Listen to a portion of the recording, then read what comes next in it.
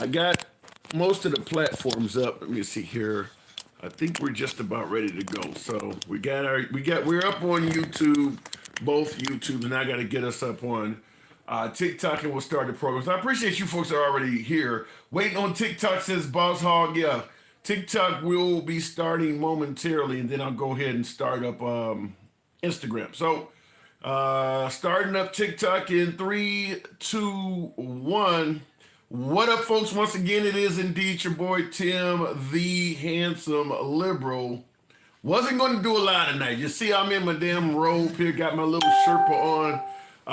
I had no intentions of doing a live tonight, but Trump, yet another executive action that is controversial to say the least, concerning on the other end of the scale. I'm trying, listen, folks, let me make a solemn promise to you. I'm trying not to fearmonger here tonight. I'm trying not to be accused of fearmongering. I'm sure I will before the end of this program, but I'm trying my best not to fearmonger. But this one here we're going to be talking about today, where what Trump is talking about doing, or what he is doing. Actually, he's not talking about it. This is an executive order. I'm concerned. I'm gonna leave it at that. I am concerned. I see in the comments, J Aviation says Project Fuck Over America. Wow. And Traffic Cave says Heil, Heil, Heil Trump. What, are you saying that your heart goes out to him? Is that what you're telling me? Your heart goes out to Trump? Okay. Two things. Now, one you've probably heard, because it's not, I mean, everything he's doing is so damn recent. He's only been in office for 7 days, but is it 8? He was in office last Monday, so 8 days today. It's so quick, though, that I don't even know if you can really use the term breaking news with Trump, because he moves so fast. But I do want you to hear, we're going to play a couple clips. This is one I'm sure you've already heard.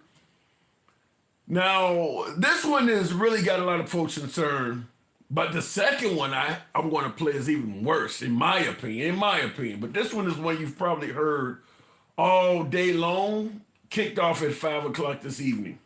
This morning, another sweeping action by President Trump as he remakes the federal government in his first full week in office. Thank you very much, everybody.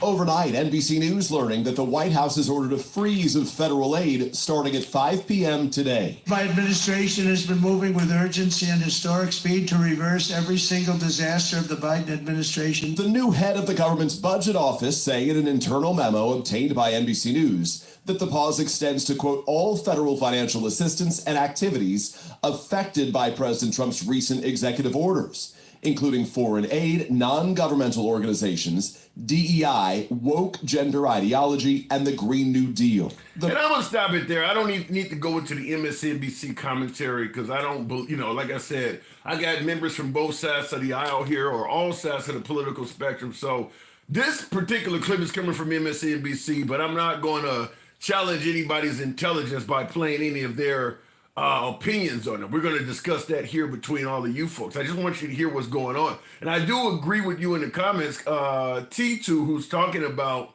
exactly what it is. T2 says, okay, this time I'm on your side. Trying to cut Section 8 EBT student loans and Medicare is not cool. And that is what this involves. And it goes further than that, obviously.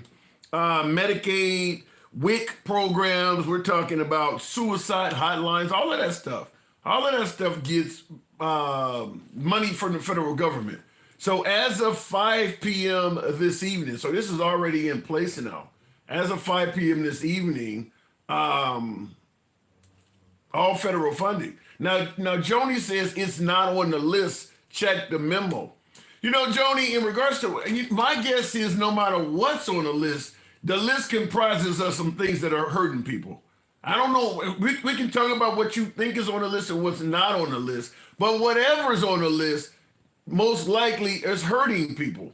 Like I said, suicide hotlines and things like that. I'm assuming some DV, domestic violence shelters and things like that get money from the federal government. And I'd be curious if the list is even accurate, because some of this sounds so awful. I don't think they would want people to know everything that's on the list. So I don't know, but this is concerning. And I think all of us have heard about this already because it's been a big uproar the entire day for any of you folks that follow politics. But here's one that came in later this afternoon that I believe is potentially worse than what I just played you. Now, some of you folks have probably heard this, others maybe not, because this just came out as breaking news maybe a few hours ago. President Donald Trump is now offering all federal workers a buyout for anyone who may want one. Atlanta News First anchor Carly Barnett is at the First Alert Breaking News desk with more. I'm going to play it from a different angle because the audio on that is not as good. I'm going to play it from a Fox angle. Welcome back in here to Live Now from Fox. I'm Andy Mack. I do want to continue this conversation as we're learning new information about the executive order for President Donald Trump as he is offering all federal workers a buyout with 7 months' pay in an effort to shrink the size of the government. I want to put this up here on Live Now from Fox and Associated Press breaking news as they're offering all federal employees this buyout to potentially reduce the deficit as the White House on Tuesday began offering buyouts worth 7 months of salary to all federal. Now, I can play the rest of it, but he's offering a buyout to all federal workers. And he's going to give them 7 months worth of salary. And he claims in an unprecedented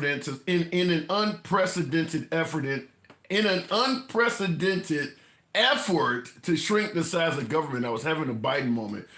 Here's what's concerning about this. Now, I think everybody tends to be favorable to shrinking the size of the federal government, reducing the waste in the federal government. I don't believe this is what that is. That's why I'm telling you I'm concerned about this. I believe this is a switcheroo. I believe this is a way to get unknowns and unloyal people out of the federal government so that you can put in more loyalists. If you literally clean the federal government, I think everybody knows we don't have that much overhead or that much waste in the federal government that you can get rid of 2 million people. I get that you want to shrink the size of the federal, but the entire federal government is not waste. So he's obviously getting rid of way more than we can afford to lose. My humble opinion is not to get rid of them. It is to replace them with people that are more loyal. He is literally swapping over the government. That is my humble opinion. You can let me know if you think I'm wrong, but there's no way in hell you're going to be able to give 2 million people 7 months of severance pay and get rid of all of them and our government run effectively. You're getting rid of too many people.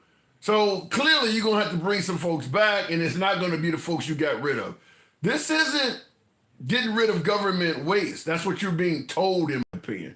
This is swapping the people in there for folks you feel are more loyal to you. I'm concerned about that. And I think that's even worse than what he's doing with getting rid of federal funding programs like Section 8 and WIC and all of that stuff. I think this is even worse. But I want to hear from you folks.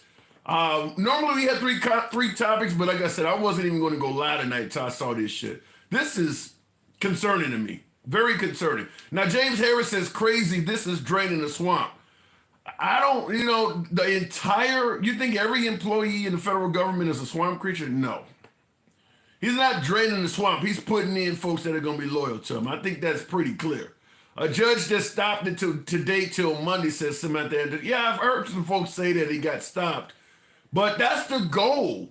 If you put in all of your people, there's no one that can stop your agenda.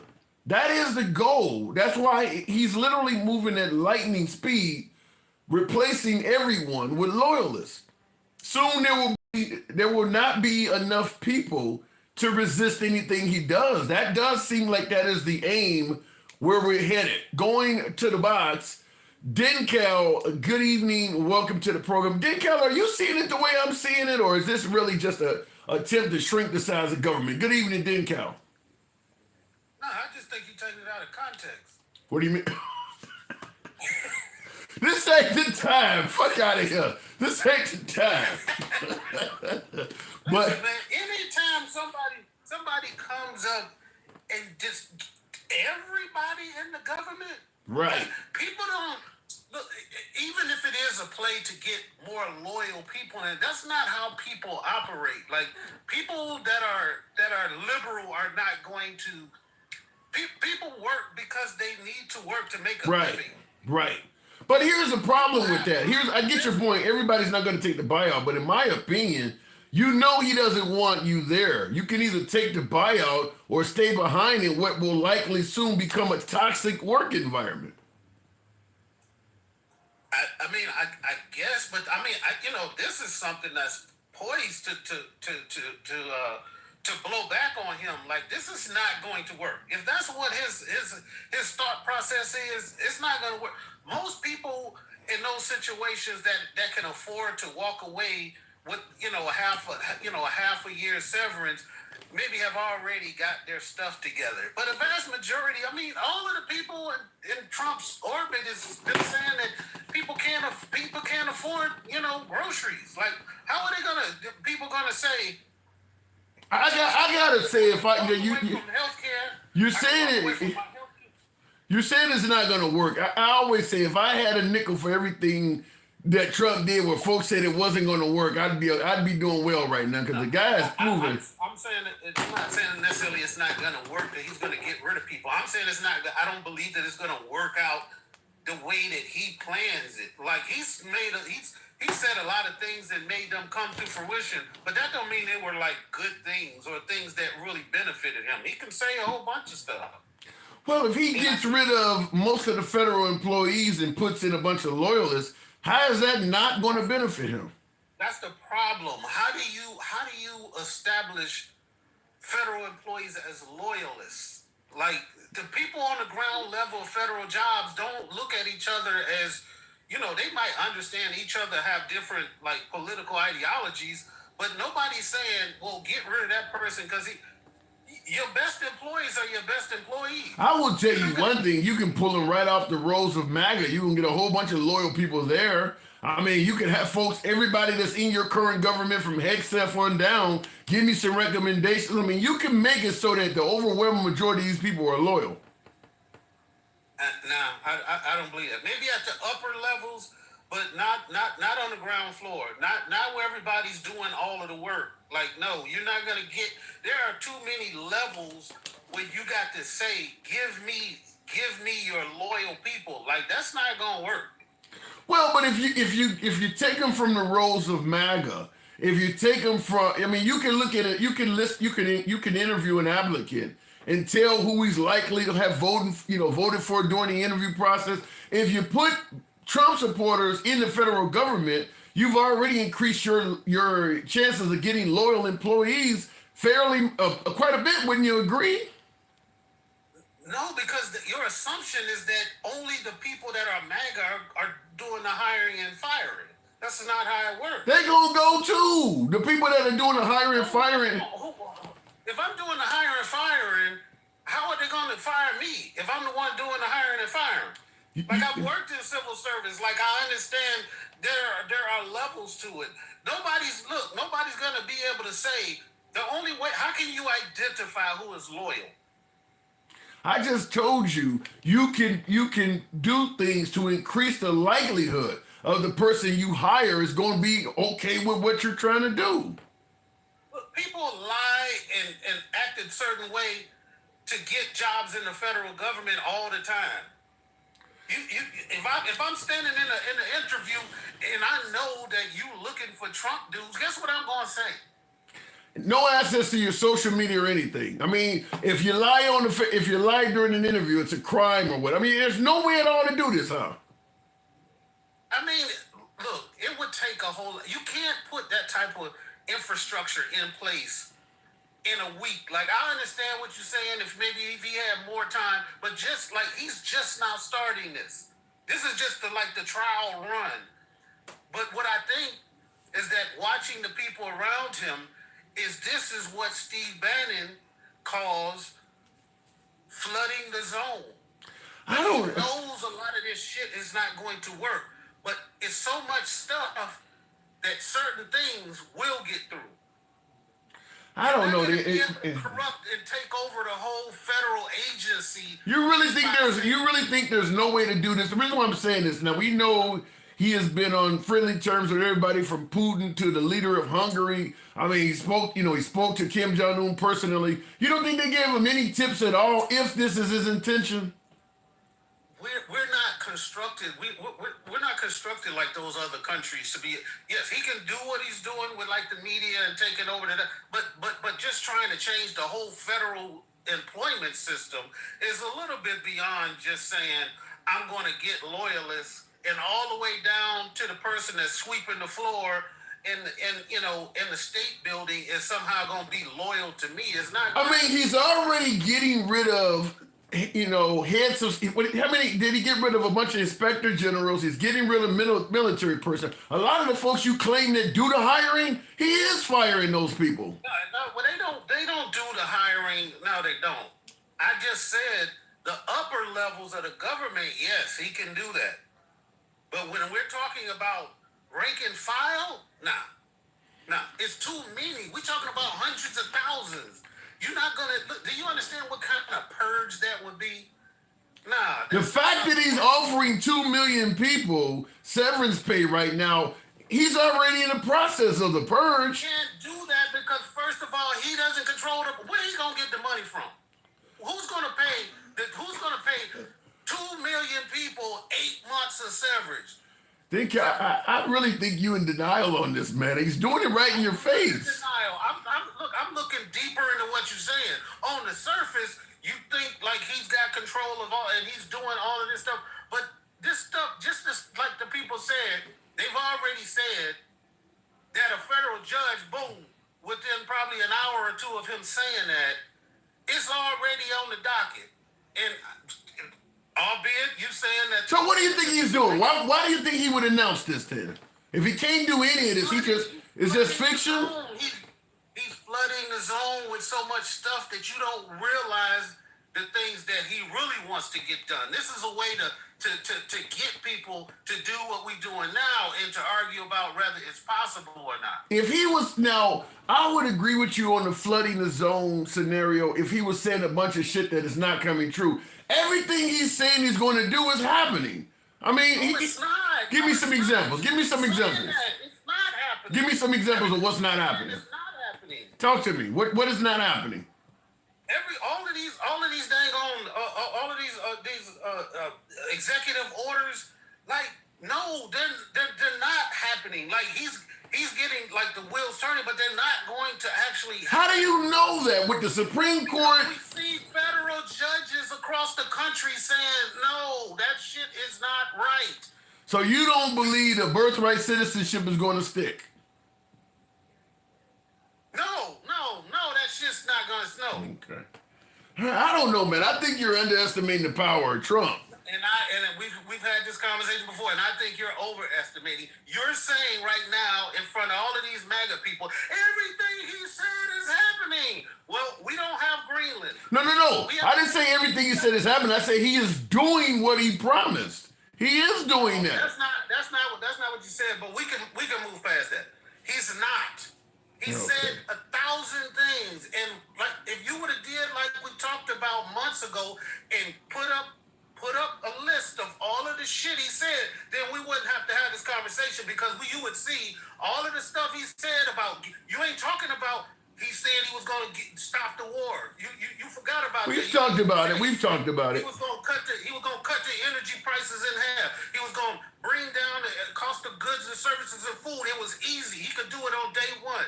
He's not doing all of the stuff. He's making a bunch of people argue, but a lot of this stuff is not getting done, and it's not going to get done.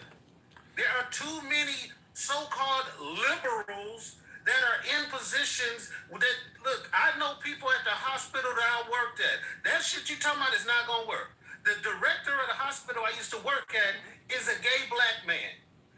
He's fired. You're fired. Isn't that what Trump said? He's fired. No. He's an effective director, and he's not going anywhere. Okay, I don't know, Cal. So he's not going to be able to revoke birthright citizenship. You don't believe he's going to be able to replace all the federal employees. What about the one where he's freezing federal money? You think that's going to stick? No, they already the federal judge already said no, you can't do that. So in other words, he's passing a bunch of executive orders that are going to go nowhere. Exactly. I mean, they're going to go through the process. But they're all putting stays on the stuff, which means they can't happen. And you believe as his executive orders progress through the courts, because the lower courts are striking him down. I agree with you, but you believe if it goes on with to the Supreme Court, they would strike him down too. Yes, I believe his executive orders are so extreme that even the Supreme Court that's in his pocket are going to say, "Come on, man!" Just like they did when he tried to say the election was stolen. Some stuff you put in front of those judges, it doesn't matter how biased they are. You're never going to get a plurality of the Supreme Court to sit there and be like, all this shit we thought about birthright citizenship is bullshit because Trump said so. All right, you're giving me new hope. I think you're wrong, but I hope you're right. I want to be wrong on this. I really want to be wrong on this. I want you to be right with all sincerity. This stuff is, it's bad in this country. Don't get me wrong, and it's going to get worse under Trump. But I don't think like he's not going to succeed to the extent that I believe you think he's going to. Because he has us in this mental state that everything he said was right, and everything, like every suggestion he makes is now up for consideration, and everything in the Constitution is not really what it was because he said so. Hold on, Dick. If he was just talking shit like mean tweets or something like that, I could kind of get the understanding that look, it's a distraction. Don't let that shit distract you. Focus on. But he's passing orders. I mean, it's gonna take the court to stop this stuff. He actually is trying to do this stuff. This ain't you're saying flooding the zone, but in reality, he is taking real shots at you. They're just not getting through because the courts are blocking him. He's trying to really do this stuff. But what I believe from my understanding, my research and everything I've looked at, this is not about the things that he's talking about because he doesn't care about a lot of these things. Right. This is a culture world that's happening. And it's got nothing to do with federal employees and taking like all of the money stuff because we already know who has control of the purse strings. And the executive orders are exactly what they are. They're not permanent. All right. So we can get pissed off for 3 or 4 years and we can say, oh, this is not right. But the next person that comes in is not going to be Trump unless he gets a third term. And that's another one that they working on. Don't do it. And that's another one they working on. All right, I gotta move it on, but I think you created a subtopic, and that is I'm gonna be asking viewers from this point on how likely do they think Trump's executive orders are going to stick? You're saying they're all going to be struck down, the ones we're talking about. I didn't say the all. ones we're talking about. You said these three: him denying money, putting a freeze on federal funding. Him talking about buying out all of the federal employees and getting rid of birthright citizenship. You said all three of those are going to get struck down, right? Well, no, I don't know if they're going to strike down like the offer for federal employees. I'm just saying a lot of them are not going to take it because because the liberals are going to get put out. Okay, but the other two are getting struck down. Yeah. Okay. They're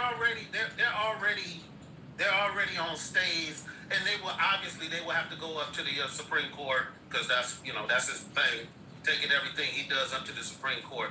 I don't think those things are gonna fly. I think they're gonna come up with some alternative, thing so they don't have to do exactly that. Just the way he did before with the Muslim ban and everything. Well, it's not a Muslim ban, so we adjusted a couple of things. Like the stuff he's doing is not going to fly. Yeah, but the reason why I disagree with you because the Supreme Court, I believe, is far more biased than it was during his first term. But I got to move it on, man. We'll see. We'll certainly be talking about this in the future.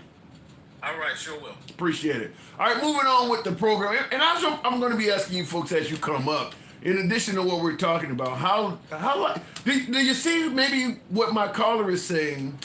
what he is saying is valid, and maybe I'm just way out in deep space. I hope I am completely wrong. I hope my last caller has it right that there's no way Trump can get rid of all of the federal employees and replace them with loyalists.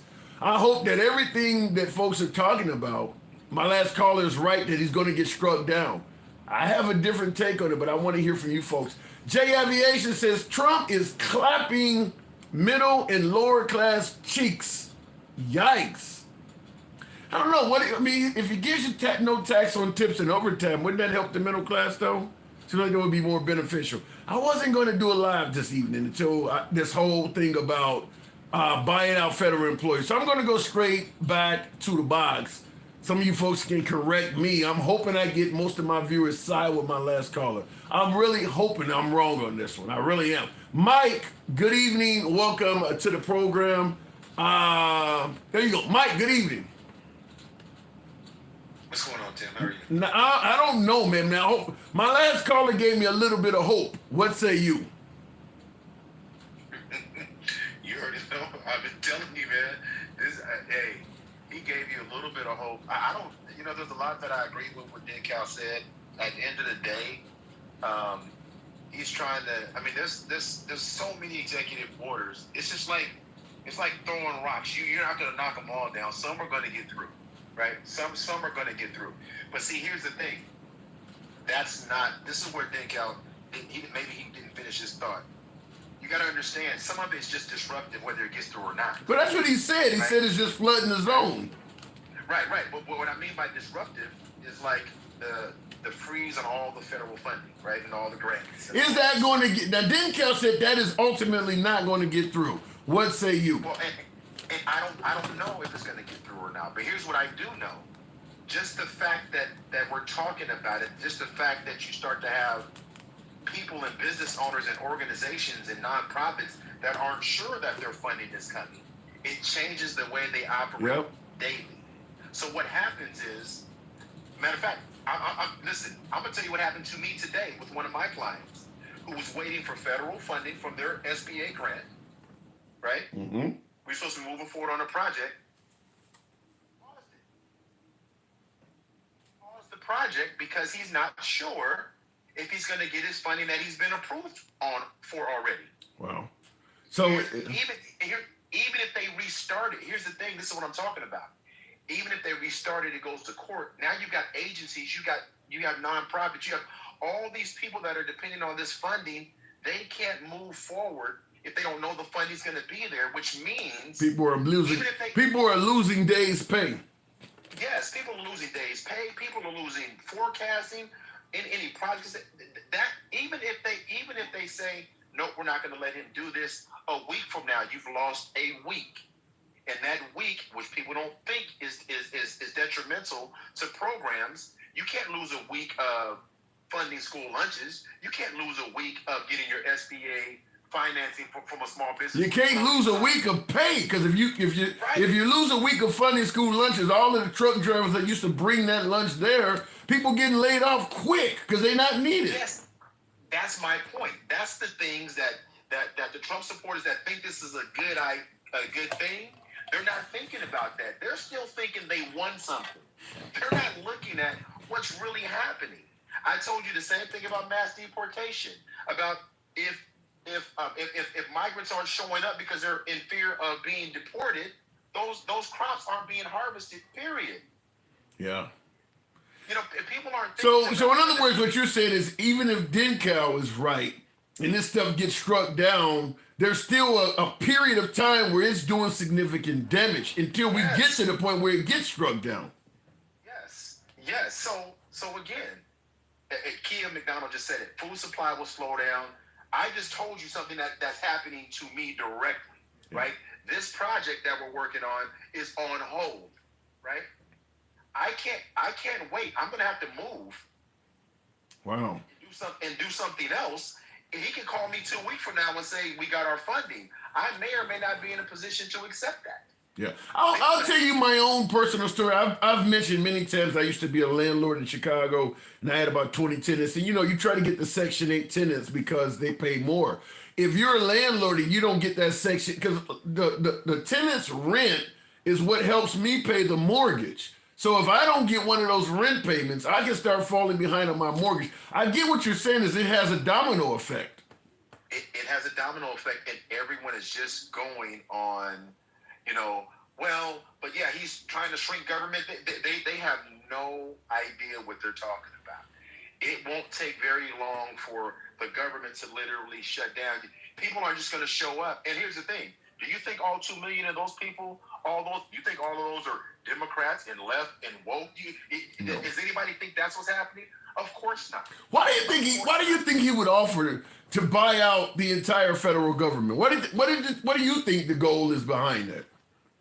Because I think they want. Listen, you ever heard the term fleece? The fleecing of America? Yes. There's a book. That's a book. You're damn right it is. That's what's happening right now, right?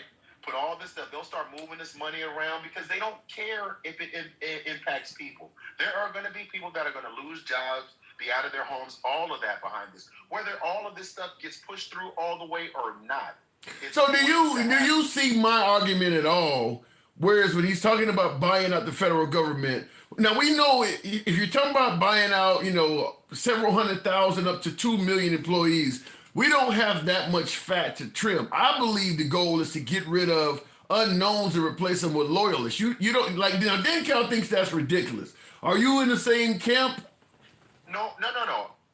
I believe that he does want to put loyalists in place. I just don't think he can do it because, first of all, Congress would have to sign off on that spending. Number one, right? Yeah. Congress, because you're talking about a bucket of money at one time. Number one, Right. So Congress would have to pay that. Now, this is what people aren't thinking. This is where it's not about running the government. He's putting loyalists in, so no one is paying attention. There's no checks and balances, and they can move money wherever the hell they want to. This is about capitalism. This is about money, and they don't care who gets harmed. And people that are supporting him are going to feel what we've been talking about. And again, like I told you last night, this is another tenement of fascism, but we won't get into that tonight. But it is happening, and if people need to pay attention, because even if he does, and here's the thing, there's no victory in this. There's no victory in this. Yeah, there is a victory in this. If you get enough loyalists in there, I mean, I know this is fear mongering. Denkel brought it up at the end of our conversation. There is a Tennessee Republican talking about allowing, you know, a bill for Trump to serve a third term. I don't think that, I'm not going to say something crazy like that will happen, but I guarantee he ain't going to be the only person that's going to say that or propose that type of legislation. I don't know how much steam it'll gain, but he ain't going to do that by himself. No. I don't disagree with that. When I said there's no winner here. There's lose for the American people at large. That's what I mean. Well, they don't. Most of the American people seem to be very happy with Trump. They don't see it that way because they don't feel it yet. That's what I'm trying to tell you, Tim. They don't feel it yet. There's going to be a moment. Everybody's been saying FAFO forever, right? Since all this started. What I'm saying, the average American, red, blue, I don't care where you are, the average American that does not fit into that demographic of those high-end dollars, if you're not on the millionaire, billionaire scale, you're going to feel this shit in the worst way. Whether the executive orders get pushed through, if anytime a court has to get involved and put a stop on it, it makes everything around us, makes everybody question and panic. Let's put it this way, all of those federal workers, say for example, they were planning a cruise or planning to do something in their personal life. That shit is on hold because they don't know where they're going to be. They don't know where they're financially going to be. So they may not spend the same, which means cash flow is not in the economy the way it's supposed to. People aren't thinking. Yeah, if you had a cruise coming up next week, vacation, you probably don't feel confident taking that because I don't know if my pay might get suspended temporarily. So I got to conserve. Yeah, I can see that. Right. If you haven't spent that money yet, you're gonna be like, we gotta hold on, right? Yeah. And that would be in any moment in your life, any moment in your career. But when have we ever talked about 2 million jobs at one time? Even threatening that many people with unemployment at one time. The fear mongering, even if it doesn't happen. But wait a minute, he is offering them 7 months severance pay though. Tim, I'm just telling you. I know what he's saying. But again, you ask any of the contractors that were waiting on him to pay them back then, all those lawsuits he had. It doesn't even matter. Yeah, that's a good point. That's a good point. If you've been working in the federal government for 20 years, that 7 months don't mean nothing to you. You know how long you've been invested? Well said. They're not looking at that, man. And again, these are the things that people need to take a deep breath and go. I heard a lady earlier today on another live. She was the first person I've heard this entire time, and she was Trump. And she said, "I am really my anxiety." She was talking about her anxiety, and she's really second guessing what the hell just happened. Yeah. She feels like because he didn't run on this. He didn't run on doing this stuff. he didn't run on none of this. Yeah, stuff, he's man. doing. Yeah, he didn't talk about firing the federal employee system and shutting off federal funding. He didn't run on any of this. So we're in new uncharted territory now. This ain't bringing down the price of eggs anymore. You're right. I mean, I'm gonna give you an example. I saw an article on Politico earlier. I guess it was leaked. And again, people can take Politico how they want to. And it's just an article. You know, I say that all the time. It's just an article. So I haven't vetted it, but they're talking about how there's chaos in the Pentagon right now.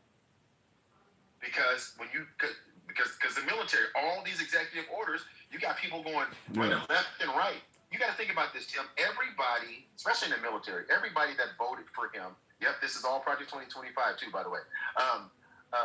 Everyone that voted for him, even in the military, they didn't expect to be in this much chaos. And now you're being forced to make decisions in your department that you know aren't right. You know aren't right. It's chaos. And I'll send that article to you. You know, anytime I bring up something, I'll send it to you. But again, I'm going to land my plane here. If you're not sure of what we're talking about, and if you read Project 2025, everything we're talking about is telling particularly my beloved MAGA, telling them to read Project 2025 is like telling them to watch the January 6th hearings committee. They're just not going to entertain that. And here's the thing, Tim. Here's the thing. If they read it, then the things that are happening won't scare the shit out of them as they're happening, because it's a roadmap to what they've been talking about doing. Now, they didn't want to read it before, but these executive orders are changing people's lives already, right? Wow. They're changing people's lives. I agree. You saw that lady in Texas, the Trump supporters that got a job in the federal government, right? Yeah. For DEI, and she's about to move her family, and now her husband's on TikTok crying because they did all this stuff. They're not paying attention. And I don't care what anybody says, because anytime you see somebody that like there's comments right now saying what I'm saying is bullshit or it's a fairy tale, whatever, that tells me that you are part of this cult movement. Because you're not even willing to go check and see if what I'm saying is accurate. You just want to default to fear mongering and scare, because you're afraid to read it, because it just might change the way you see your cult leader. Mike, appreciate it. Thank you. Okay, bro. All right, now moving on with the program, and I've had a few new viewers come in here. By the way, folks, this is an uncensored program. You already know what I'm going to say. We are indeed MAGA friendly. Been that way since day one. Liberals are welcome on the program as well. You're hearing the callers come through on TikTok. So for folks who want, how do I call in? The Handsome Liberal on TikTok. Also Instagram Live. We're on Instagram Live as well. That's how we're taking callers. Nevertheless, if you are on YouTube, horizontal, YouTube, vertical, I'll ask that you please subscribe. You know how we do. We go left of Bernie Sanders, Trump having dinner with Q. We let everybody speak. Wasn't going to do it live tonight, but just a lot of controversy coming out of the White House. In the comments, I do see Dennis Calhoun says the whole game is the tax cuts. Now, if you get rid of 2 million people in the federal government, you would free up a whole lot of tax money. But the question becomes, can our government function effectively if you let go even 1 million, 500,000? Do we have that much redundancy? Do we have that many employees in the federal government that are unnecessary that you can get rid of all of those people? And what my last caller said is totally accurate. If you're in the federal government, union employee, they get good benefits. They get a lot of them get a pension. 7 months severance pay ain't shit. I mean, I know that myself when I used to be an engineer at AT&T, and I was in a union. 7 months ain't nothing. I got a good job. I'm not going to get this up for a 7-month severance pay. Because where the hell am I going to go when this is over with? Because we know America has really gotten away from unions and things like that. We know a lot of jobs don't offer good benefits anymore. We know a lot of jobs do not offer pensions anymore. Why would you leave all of that for 7-month severance pay? But the issue is, if you stay behind, how are they going to treat you when it's clear they wanted you gone? That's what I'm talking about. Whereas Trump's got rid of a lot of DEI hires in the military and things like that. We know there's a lot of women and people of color in the federal government. How many of them are going to be referred to as DEI? We don't know. Did he not get rid of the head of the Coast Guard, claiming that was a DEI part? I mean, you don't know where that's going to end. I mean, I know my MAGA viewers have their own opinion about Kamala Harris. Fair enough, but on her resume, she's qualified for the job she ran for. Yet people were saying she was a DEI hire. If you took Kamala Harris's resume and attributed it to a man, I don't think people would be saying it. I mean, she was a district attorney, an attorney general, a U.S. senator, a vice president. Her resume looks like a stepping stone to the White House. Yet people were saying she was a DEI hire, even though she's winning all of these elected offices. So I don't know. The idea that you're not going to be able to get rid of these people concerning me. But before I go to the next caller, and tap the screen, get the likes up to about 20,000. We can certainly make that happen on TikTok. Smash that like button on YouTube, horizontal, YouTube vertical. This is a clip we were playing because we got a lot of new viewers in here.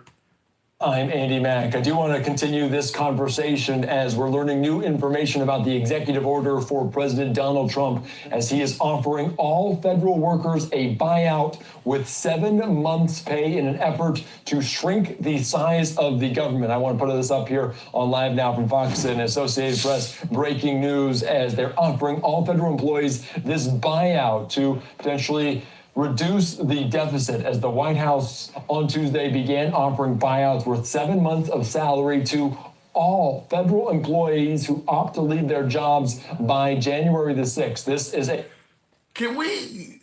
many employees can we lose and still be effective? This is where my last two callers were kind of not necessarily agreeing with me, but my opinion is, it ain't to get rid of these people. It's to replace them with folks that are more favorable. Because I don't think you can get rid of all those folks. I just don't.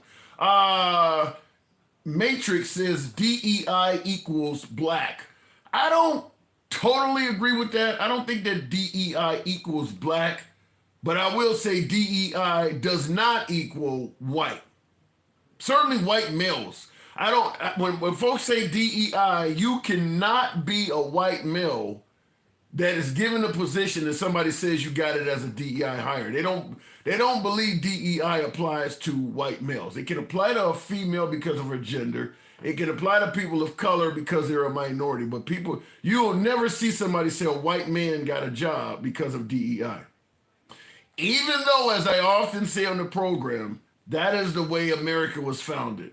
You literally knew for most of America's history, the next Supreme Court justice, the next president, the next high school principal, the next head of whatever department was going to be a white male. Didn't matter how qualified or educated a Hispanic woman was or a black man, he wasn't going to get the job. You already knew for most of America's history, the next leader of this, the next general, you name it, it's going to be a white man. I already know that.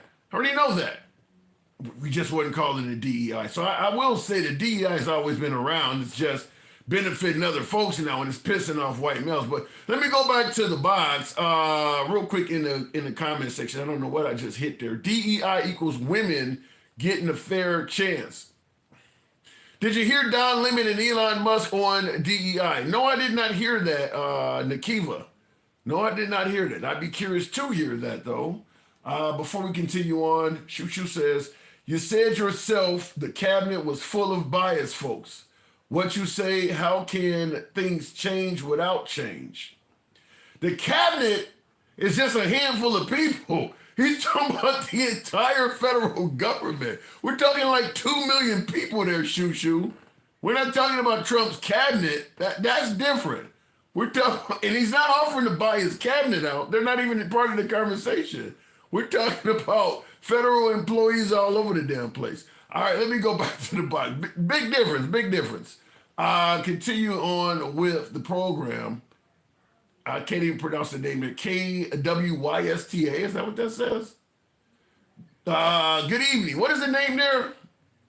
I'm sorry. What is the name there? KWY, what does that say? Oh, it's pronounced Quista, but you can call me Eden. All right, Eden, good evening. Good evening. Also, I'm a huge fan of you. You know, I follow you on Twitter, etc., TikTok. I love everything that you post. Appreciate it. What am I getting wrong tonight? All right, so we know one of the number one causes of death from Americans is heart attacks, correct? Yeah, one of them, yeah. All right. So, and we track back to seed oils and oils that we use in our cooking. That's one of the number one causes. That I'm not aware of. Where'd you get that from? You can look at fast food, and it tracks back to fast food. That's where main heart attacks come from, is the amount of oil that you get, the high cholesterol, etc. So I know that you saw Bill Gates donated $50 million to Kamala's campaign. And one of the number one causes of the heart attacks came back from Cargill. Do you know who Cargill is? No, you're really going way off. Explain I don't know what you're talking about here, but go ahead. Clear it up for me. All right, so Cargill is one of our number one cooking manufacturers, and the number one contributor to that company was Kamala Harris this year. And if you track back to Bill Gates is one of the number one holders of Cargill, and he wanted to keep the same health system. That was one of the main contributions to the Kamala campaign that Bill Gates wanted to donate. Okay, so Bill, what are you doing? You blaming him for heart attacks? No, it's more so like we got Red 40, we got Red 3. I saw that they banned Red 3. But I think what the system that Kamala was going for was to keep the same U.S. health system. So she didn't want to ban all the bad seed oils. She didn't want to ban the chemicals, etc., because Bill Gates is one of the number one shareholders of Cargill. So he would lose profit if they started using healthy ingredients. So explain, you gotta explain to me, what does that got to do with what we're talking about, though? Oh, what's your topic? Because I just joined.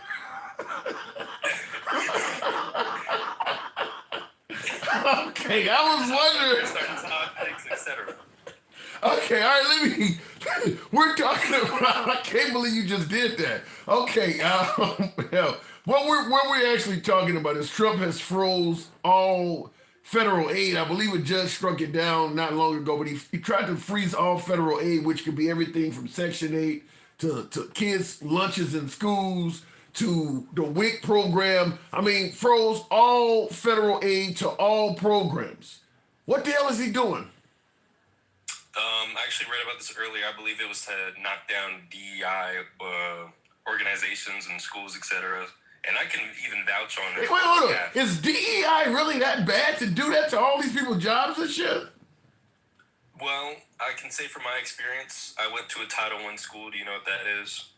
No, explain it. So a Title I school is mostly filled with Section 8 residents, welfare, etc.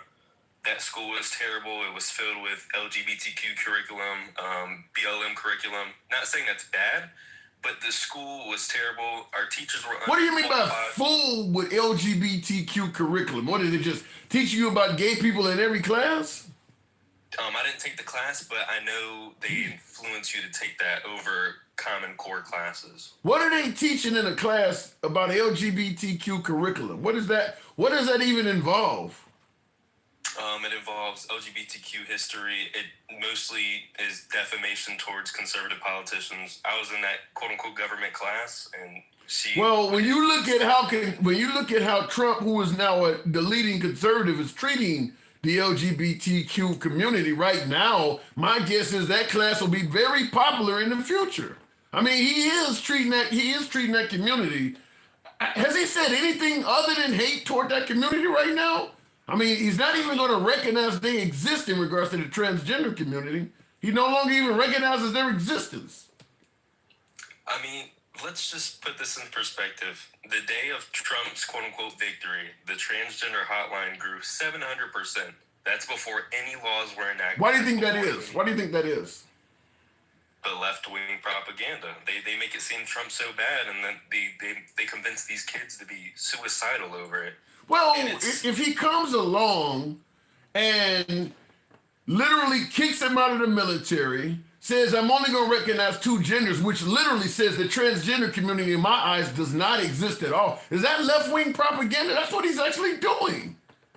I mean, that's not left-wing propaganda, I'd say, but yet again, I feel if your main concern is being transgender over everything that's going on in life, then clearly you don't have any serious interest. Well, if somebody told you they're not going to recognize white people, I'm sure that would be very important on your list. The price of eggs would not be more important than that. If you're transgender and the government is saying we're not even going to recognize your existence anymore, what are you telling me? They should focus on the price of gas? Oh, that's a fair statement. I will say that. Yeah. I mean, he's doing that. You can't go to the military. My guess is anywhere they show up, if Trump can exclude them, they will be excluded. I mean, he's closing the door on them. Fair enough. I don't really have a statement on that. I'm just simply saying that might make you pick up the phone and dial a hotline. You understand what I'm saying? Yeah. Yeah. I didn't really agree with that part that he did. Like I said, though, he is a conservative, so that was well expected from him. Yeah. But you wonder why the LGBTQ curriculum is taught about conservatives when the leading conservative is doing all of that. I mean, you don't see where this could come from? I mean, yet again, just because there's one politician doing He's the leader of the party. He's not one politician. He's the guy who was making it all happen. I feel that there's, more that can come from just one law. You get what I'm saying? Like, just because I don't even know where I'm getting from this point. I don't either. Let me ask you this.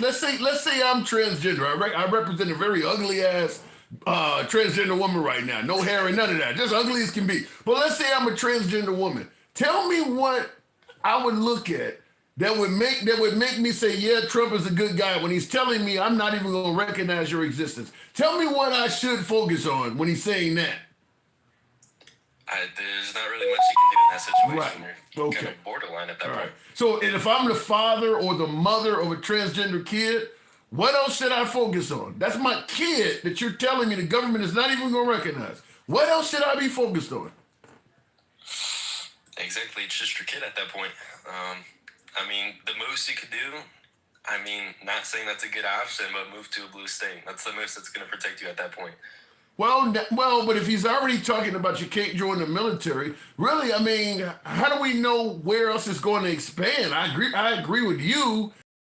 Moving to a blue state may be your biggest reprieve for now, but that's going to cost money. You obviously got to uproot your family. And who knows what, because federal Trump state, who knows what he may do at the federal level to make it not even safe in blue cities. Because remember, the immigrants think that it's safe to move to a blue state. And look what's happening to them. I mean, yet again, there was programs in California. They got free transgender transitions. I feel that was fully uncalled for. They got free housing if they signed a contract for a 2-year full employment. So they got free apartments there in California. They got free healthcare. They got all these benefits, but we still got homeless vets on the streets.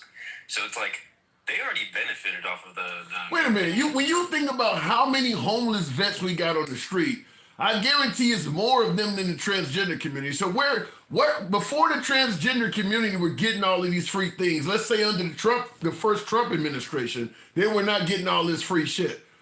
There shouldn't have been any homeless vets back then because they weren't getting this stuff. So do we really care about homeless vets at all? I'm trying to figure that out because this stuff just started happening.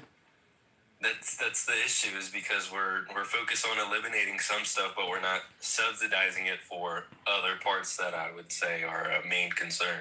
Okay. I don't know. Like I said, I think you might be downplaying it or diverting it, but fair enough. I want you to hear, this is the other thing, since you didn't know what we were talking about. in addition to the cutting of financial assistance, which I just discussed with you. You know, he's talking about buying out federal workers. Did you hear about that one? I heard about it, but I didn't dig into it. I didn't read anything about the buybacks in detail. Any idea why he would do that? Is it still DEI related or no? No, he's talking about all. I'll real quick. I know everybody else has heard this, but it's only a few seconds long. He's talking about all. If you'll give me a second here. Fox, I'm Andy Mack. I do want to continue this conversation as we're learning new information about the executive order for President Donald Trump as he is offering all federal workers a buyout with 7 months' pay in an effort to shrink the size of the government. I want to put this up here on Live Now from Fox and Associated Press. Breaking news as they're offering all federal employees this buyout to potentially reduce the deficit as the White House on Tuesday began offering buyouts worth 7 months of salary to all federal employees. Yeah, so that ain't got nothing to do with DEI. That's all of them. So I'm assuming that's more so they're eliminating agencies.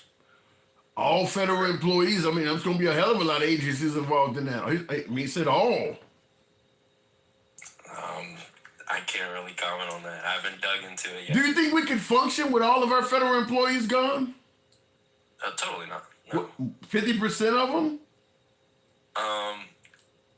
If I had statistics on how many government agencies we had years ago versus now and the functionality of it. Bro, there's more citizens in the country, too, than it was years ago.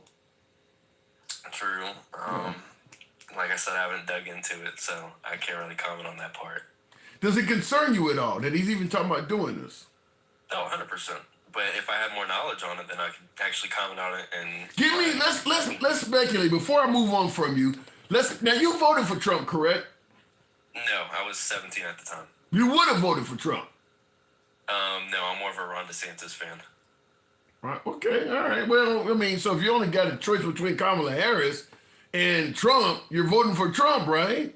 Correct. Okay. So, I mean, you're leaning right. Ron DeSantis is going to give you probably at least 80% of the policies of Trump. I used to say that when they were all running as a primary, when you had Nikki Haley and all of them folks that were running. I used to say that you could have voted for one of these. This is what I was telling the viewers. You could vote for one of these other folks that do not have the baggage of Trump, and you're going to probably get at least 80 to 90% of Trump out of them. Certainly out of Ron DeSantis. Most of the stuff that's happening now, plus or minus some of this real controversial shit, Ron DeSantis would have been doing the same thing. So when that's what I said, you're likely to have voted for Trump. But let's, just for shits and giggles, let's say you were defending Trump. Let's say you were on his legal team or something, or you just had to speak positively of Trump. Can you think of anything positive as to why he would be doing this? Well, he's a businessman. As you see, he's had some bankruptcies in some of his businesses, but he's owned over 300 businesses that are still and working in functionality still till this day. So I feel if he has the staff and he can handle his own staff and still function 300 businesses, I feel that he would be able to function a country. Because like I said, he has employees. He knows how to cut down. He knows how to make profit, etc. And what happens to all the Americans that lose their jobs? Remember, we voted for Trump to bring jobs, not cut them. People losing their jobs in this. I mean, like I said, from a conservative standpoint, they're less spending and, less spending, budget cuts, etc. So I feel like that was expected from getting a conservative as a president. They're known for cutting taxes. They're known for cutting jobs, etc. Wow. All right, fair enough. It's our first time talking, Quista. Correct. Appreciate you coming through. Young man, so you just getting into the political sphere. I appreciate you coming through. My door is always open to you, man. Thanks for coming through. All right, no problem. Thank you. Anytime. All right, moving on with the program, and I will ask you folks to tap the screen. As I said, this is how the program works. We do not block, ban, or censor anyone for their commentary. You don't have to agree with the host. You don't have to agree with any damn body in the comment section. Your opinion is yours, and we'll try to preserve your ability to state that on the program anytime. So understand that. You don't have to worry about your political views versus the host or anybody else. It's all about free speech here. Looking in the comments, full auto, 30 which weapons, says Marissa. All right.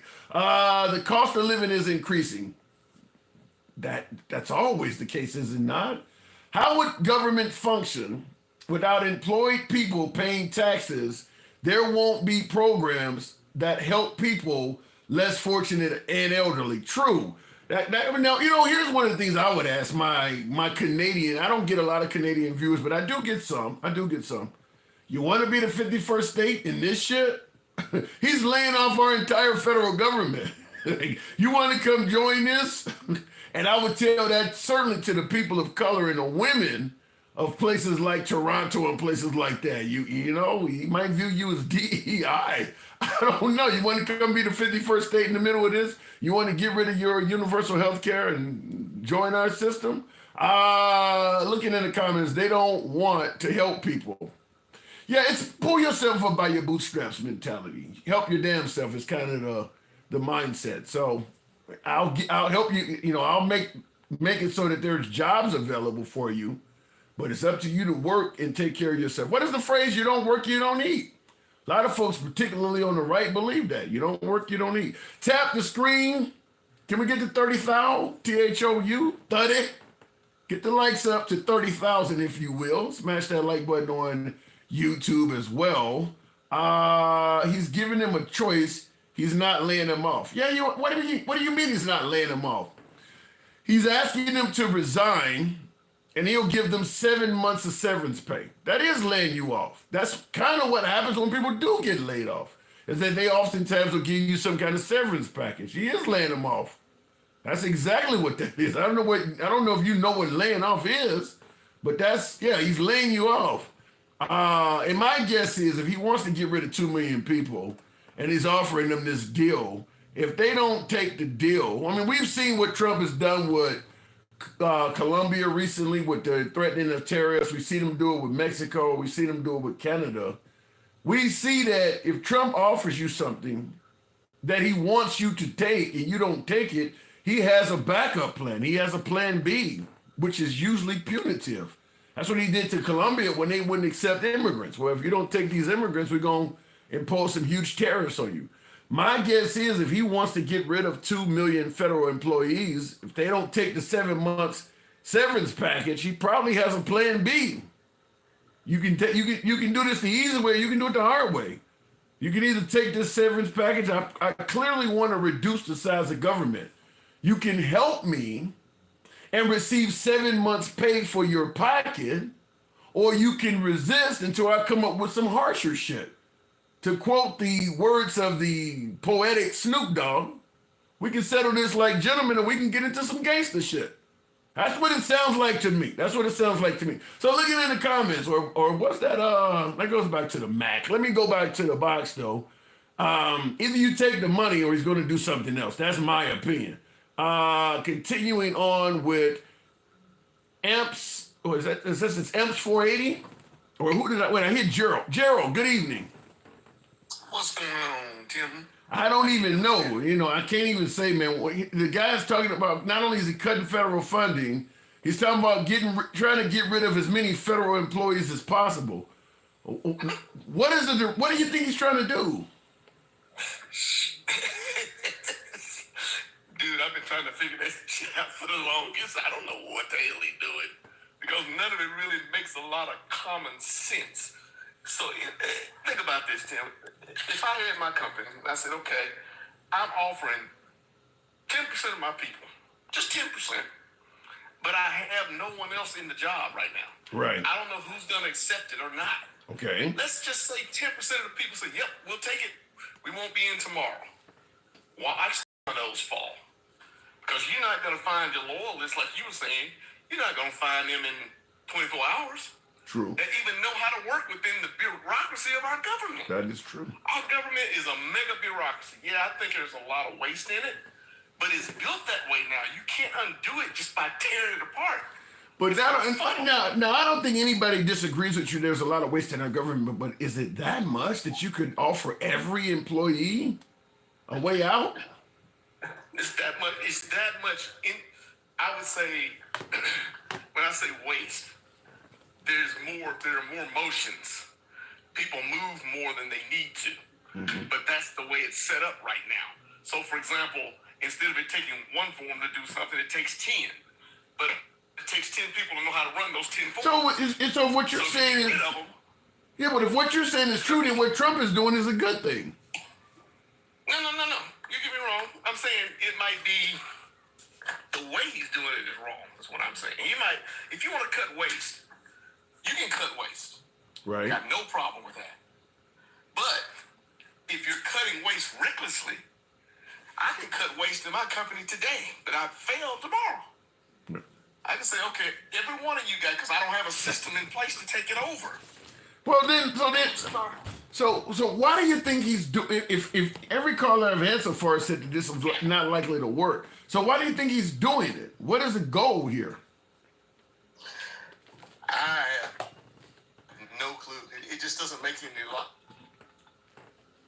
I gotta agree. I'm on the same plane with you, and I see the comments on YouTube. Robert Green says, "I'm sorry." Hold up.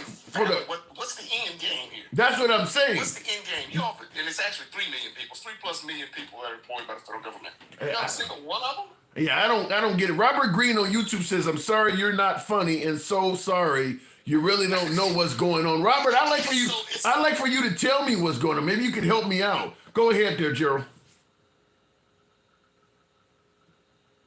Gerald, are you there? You got a weak signal. Your signal's going in and out. Your signal's going. Anything easily as it does. Yeah, Gerald. I think Trump does everything wrong. Huh? Your signal's going in and out. I think we got to do. Hold on now. Yeah. Shit. Yeah. I'm gonna have to drop you, man. Your signals, you're in and out. Continue on, and Gerald, you can come back, but I gotta move it on. The end game is to stop overspending and all the pointless shit they're doing in the government. Have you ever seen a politician at all that was going to stop overspending and doing pointless shit? My observation is what you generally have is one party wants to stop overspending and doing pointless shit that favors the other party. But they usually come in and start spending and doing pointless shit that favors themselves. We had 4 years of Trump. The deficit did not go down. So I don't, like for instance, chasing around American, or I want to say Americans, but I know my beloved MAGA has a different term for it, but chasing around anchor babies, for instance, some would refer to that as pointless shit. I mean, keep in mind, we were told that if Trump gets elected, we're going to get out the rapists and murderers. Not some guy who was born here at the age of 2 and he's been in construction and he's now a 20-year-old. I mean, birthright citizenship immigrants are not the ones that are supposedly committing crimes and doing all of that stuff. Yet it's going to cost money to go chase them down and deport them too. So it depends on your definition of wasting pointless shit. I think most Americans are totally behind getting rid of felons and violent immigrants. I don't think anybody's against that. Now I know the Democrats do not want ICE immigration officials going into their lockups, going into their jails, their penal institutions, and taking out immigrants immigrants that are incarcerated. On its face, that sounds dumb as hell for the Democrats to not want the immigration officials to go into a facility and deport somebody that's already deemed so awful that you've already incarcerated them. I'll give you my spiel before we go back to the box. As bad as what the Democrats are doing, I often suggest that it sounds very similar to the Second Amendment folks saying, I don't want to allow you to ban bump stocks or suppressors or any of that, because if I allow you to ban that, that's a stepping stone towards banning all guns. So to prevent you from banning all guns, we got to fight every single step of the way to prevent you from getting over there. I believe that's what the Democrats are doing. I've stated there's 3 groups of immigrants. One being the violent felons, the ones Trump talking about, rapists and murderers. Number 2 are the ones that the second group comprises mostly of the folks that came in under the Biden administration, the asylum seekers, the ones we haven't vetted. We don't know, are they good people? Are they bad people? Maybe some of them could be as bad as the people in group 1. And the group number 3 are the anchor babies, the DACA, the dreamers, people who were brought over here as a toddler, but they didn't have documentation to stay, and now they're an adult. And people are talking about they want to deport them too. maybe to a country or a culture that they're unfamiliar with, where they may not even speak the language. I don't think any Democrat wants people from Group 3 that might be grandmas, that their only crime was coming here illegally back in the 80s and they've been under the radar the whole time. I don't think the Democrats want them out. Trump has said he wants all three groups taken out. So just like with the Second Amendment, folks, any law is a stepping stone towards taking all guns. The Democrats are going to resist letting you get rid of the violent folks in Group 1 because they know the quicker they help you get rid of Group 1, that's the quicker you can get to 2 and 3. It's a stepping stone toward getting rid of all of them. So unfortunately, they got to resist at the very beginning because they know that is not the end game. If it was simply getting rid of the rapists and murderers, it would be fine. But Trump has made it clear everybody is on the table, including folks who were born here to parents who had no legal right to be here. They're on the table too. So they're not going to cooperate at all because they know what you're trying to do. That's the way I see it. Looking in the comments, real quick, says that makes sense, says Mama Boo. Yeah, you help them out with step 1, they're only going to go to 2 and 3. And then once they go to step 2 and step 3, you're really going to be tugging on people's heartstrings and things like that. Like I said, it could be a woman that's 60, 65 years of age that's been under the radar. She's been here 30, 40 years. She hasn't done anything wrong, but she has no legal documentation to be here. Trump's border czar has made it clear she got to go. She got to go too. She has no connection maybe back to her home country. So what? We're going to send her there. $250 billion price tag. And that's what we're talking about, Mike, about spending money on things that some might refer to as useless shit. EMPS 480. Good evening, EMPS. Hey. So what am I getting wrong here? Am I jaw jacking? Am I getting it wrong here? Well, you got most of it right, but you still don't understand why he's trying to save as much money as he is. Tell me. I mean, you think about all the pensions that are going to be put out over the next, 20, 30 years, however long they live. Mm-hmm. How much money is he going to save? That's what's breaking these big cities. So you mean if I worked at, let's say I've worked at I worked for the federal government for 10 years, 15 years, developing a pension, would I even take 7 months severance if I'm going to lose this stuff? Well, like you said, he's only given a choice. You either take it or else. Yep. So you do agree with me on that it's likely you can take it, you can work with me now or wish you had later. I think we all understand Trump. He shoots for the stars and takes what he can get. Yep. Wow. If he says, he wants to get rid of 2 million federal jobs, he's going to accept 1 million. Wow. You shoot for the stars and then you bid down off of that. I think we all understand how Trump works now. It's like he said he's going to, impose a tariff. Right. And he would do it.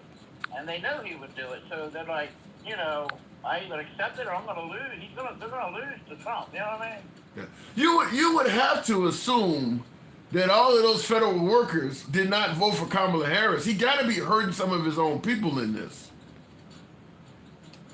No doubt. Do you think it's a good thing?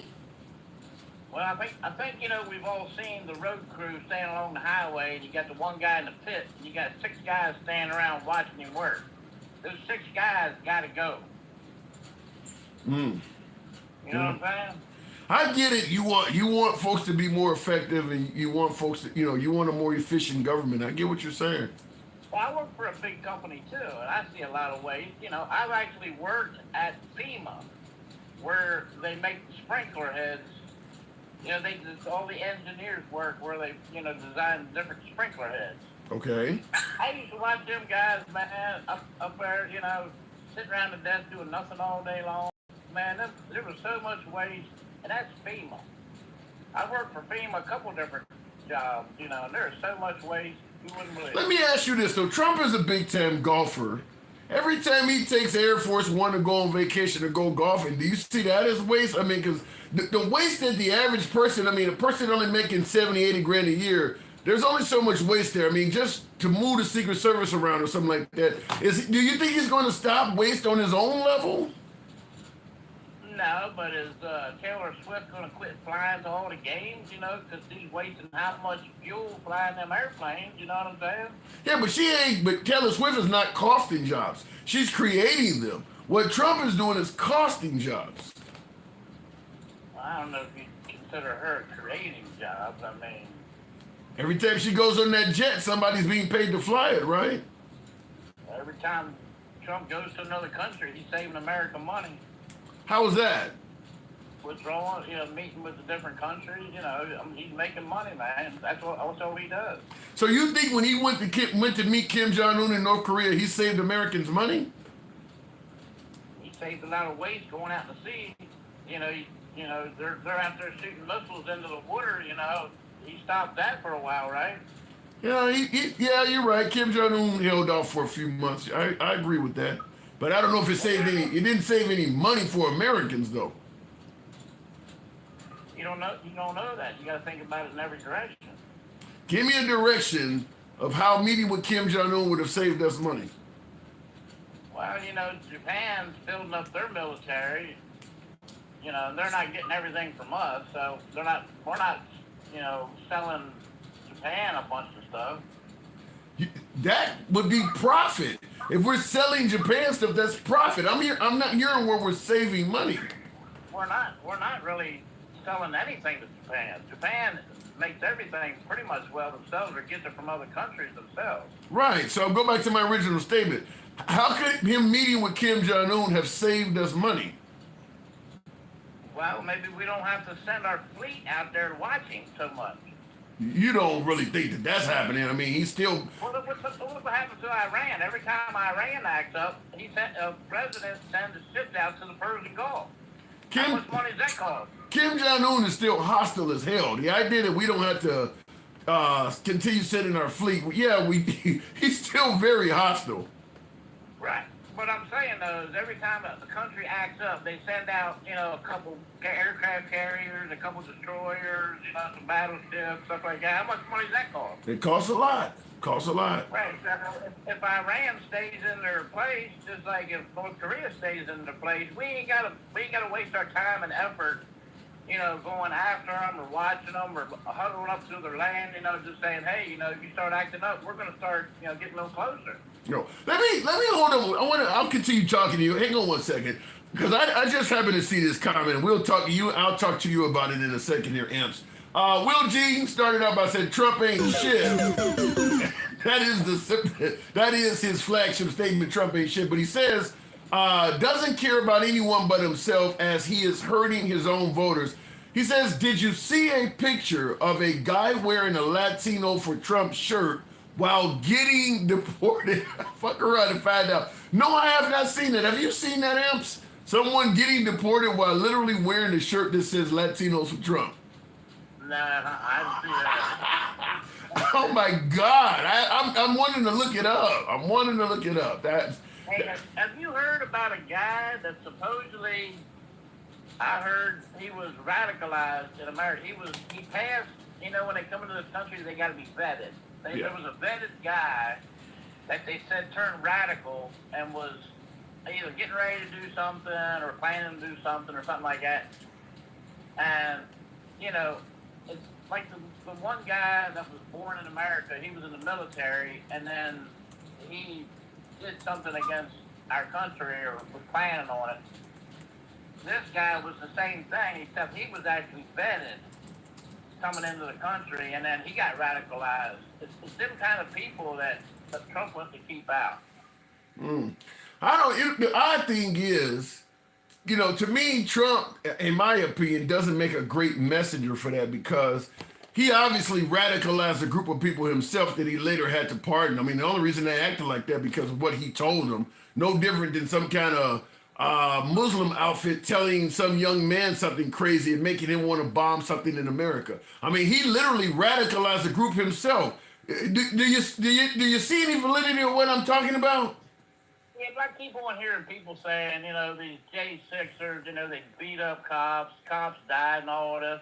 That's so untrue. That is so untrue. So no cops were beat up at all?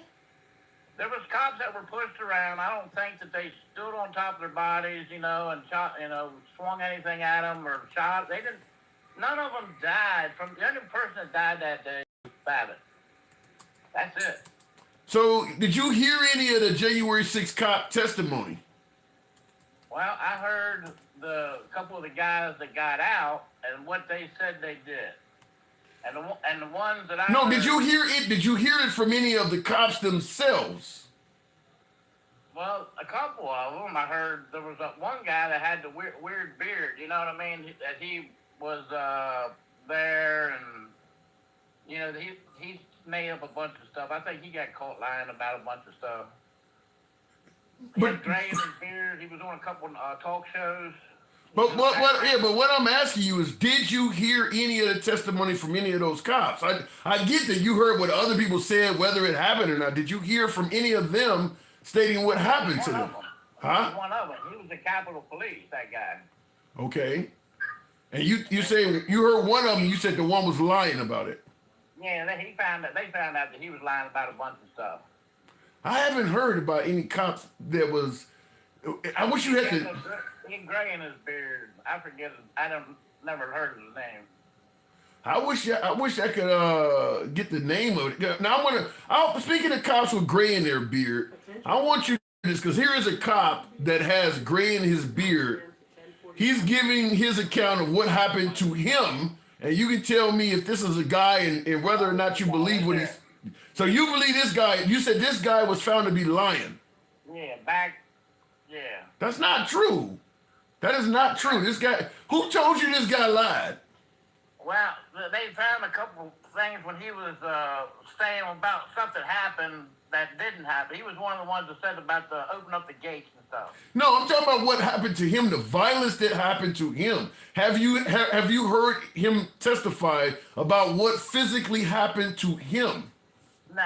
Okay. I heard that he was on talk shows talking about it, not just testifying. Right. When he was testifying. Because you're making it sound like you didn't really hear of any cop really being treated that badly, or they were maybe they just pushed a couple of them down. I think you said something like that, and that's what I've seen some of the live videos. Okay. I've seen them open the gates and stuff like that, open the doors for them. I mean, did you see anybody breaking in windows?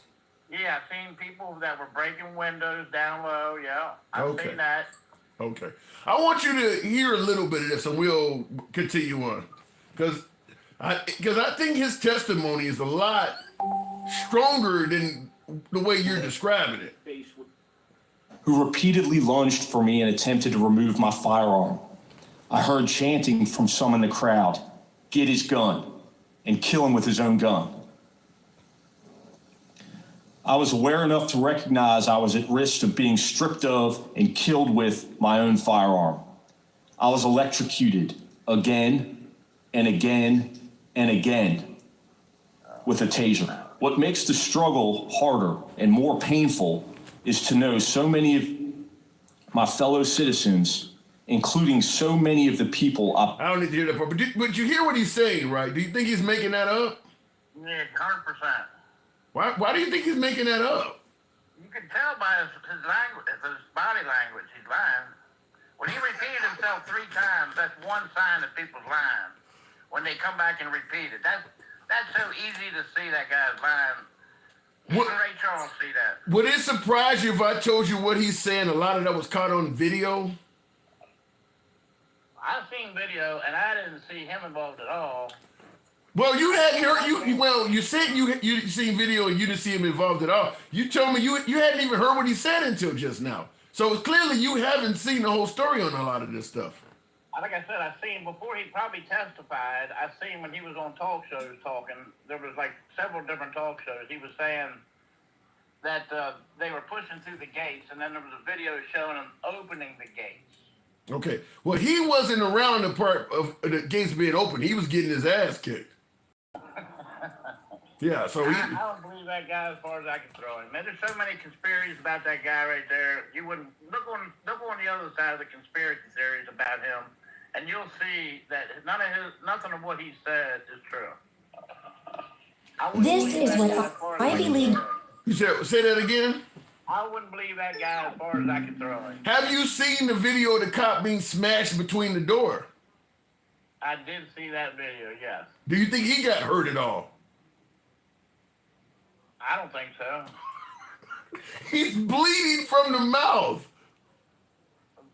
Well, when you're pushing and shoving and stuff like that, you know what I'm saying? So why is he screaming? Why is he screaming like that? People weren't deliberately trying to hurt him. When you're trying to open a door and you're getting hurt, no one's deliberately trying to hurt him.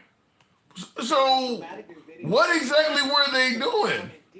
Trying to get in the building. And with the cops screaming and yelling out like that, no concern for his safety, huh? Well, like I said, I'm sure some of the J6 people got trampled and hurt too. You know? The ones who committed crime. Yeah. I mean, technically, that's our building. That's not.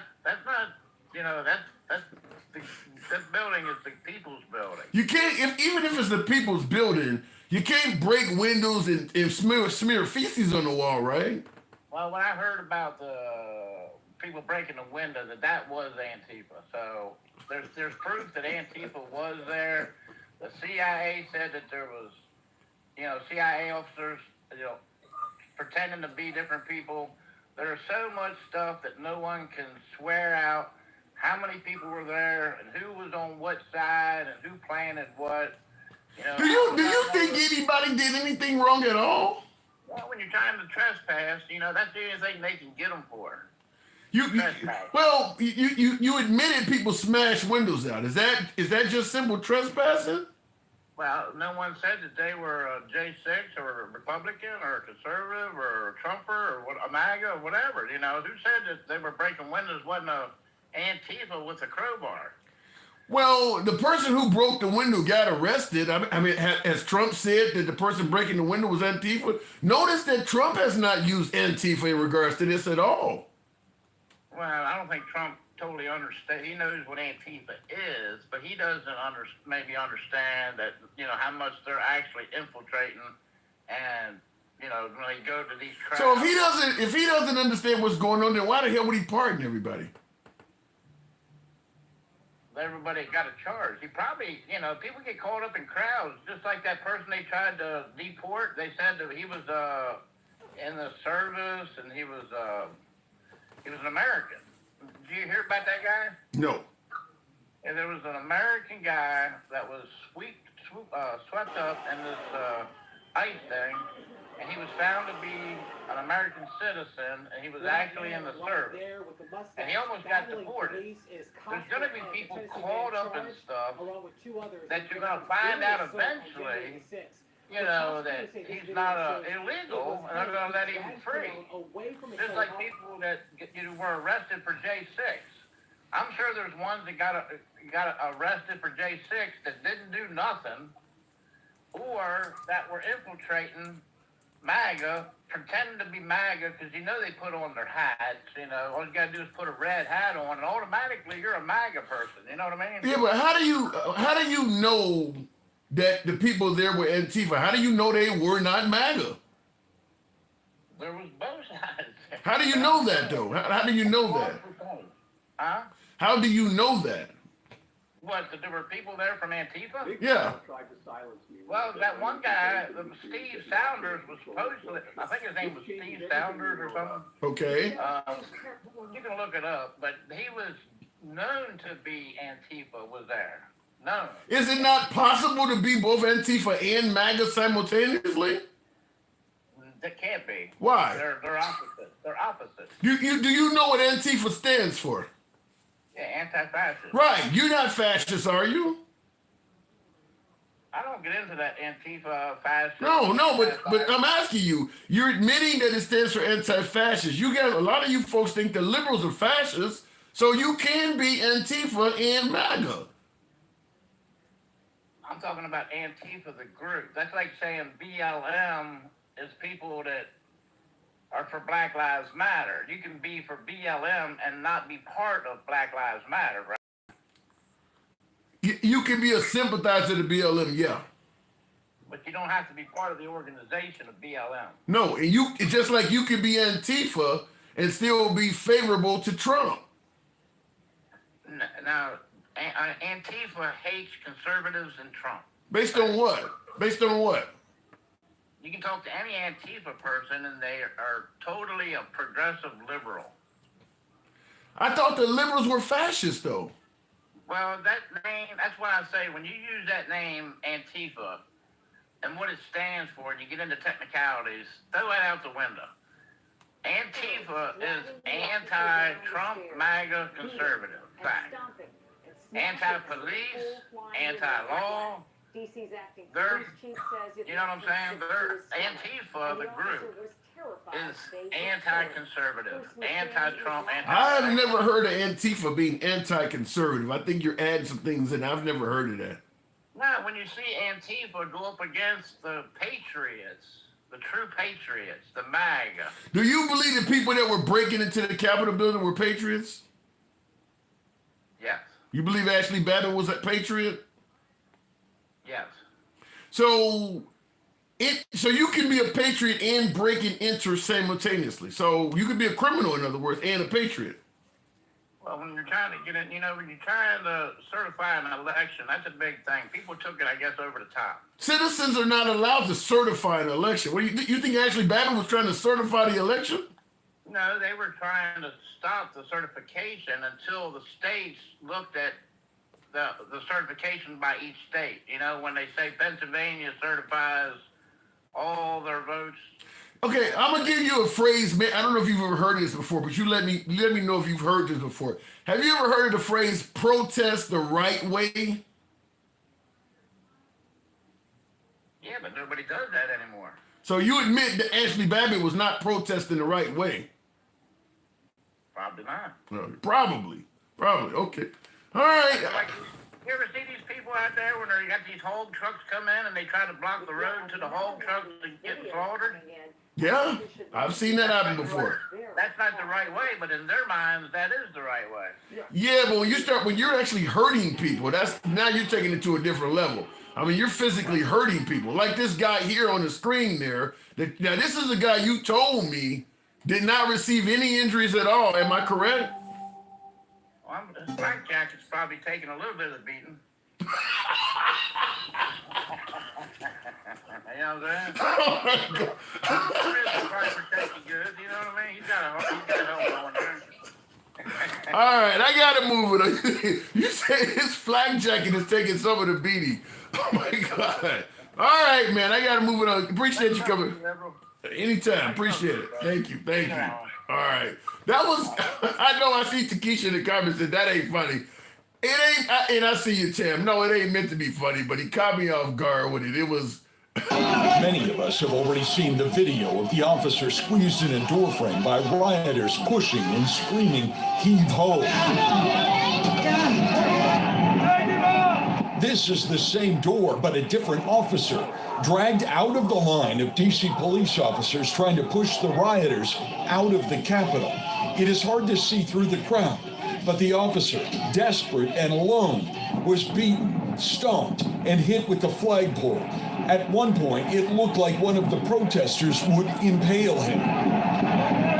Nobody got hurt. Wow, let me go back to the box. I don't.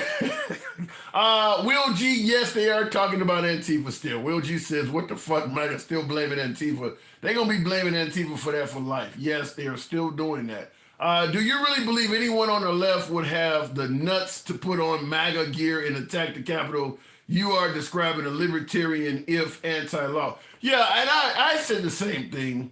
If you're Black Lives Matter, or if you're Antifa, which is like the antithesis of MAGA, if they're beating cops and you're Black Lives Matter, you are not safe in that crowd. If they're doing that to sworn officers, why the hell would BLM or Antifa be anywhere near that shit? I mean, you're literally risking your life. So the idea that Antifa or BLM would go and get involved in that sounds suicidal to me. It doesn't make any sense, but I will say that obviously Trump himself has never referred to Antifa being present there that day.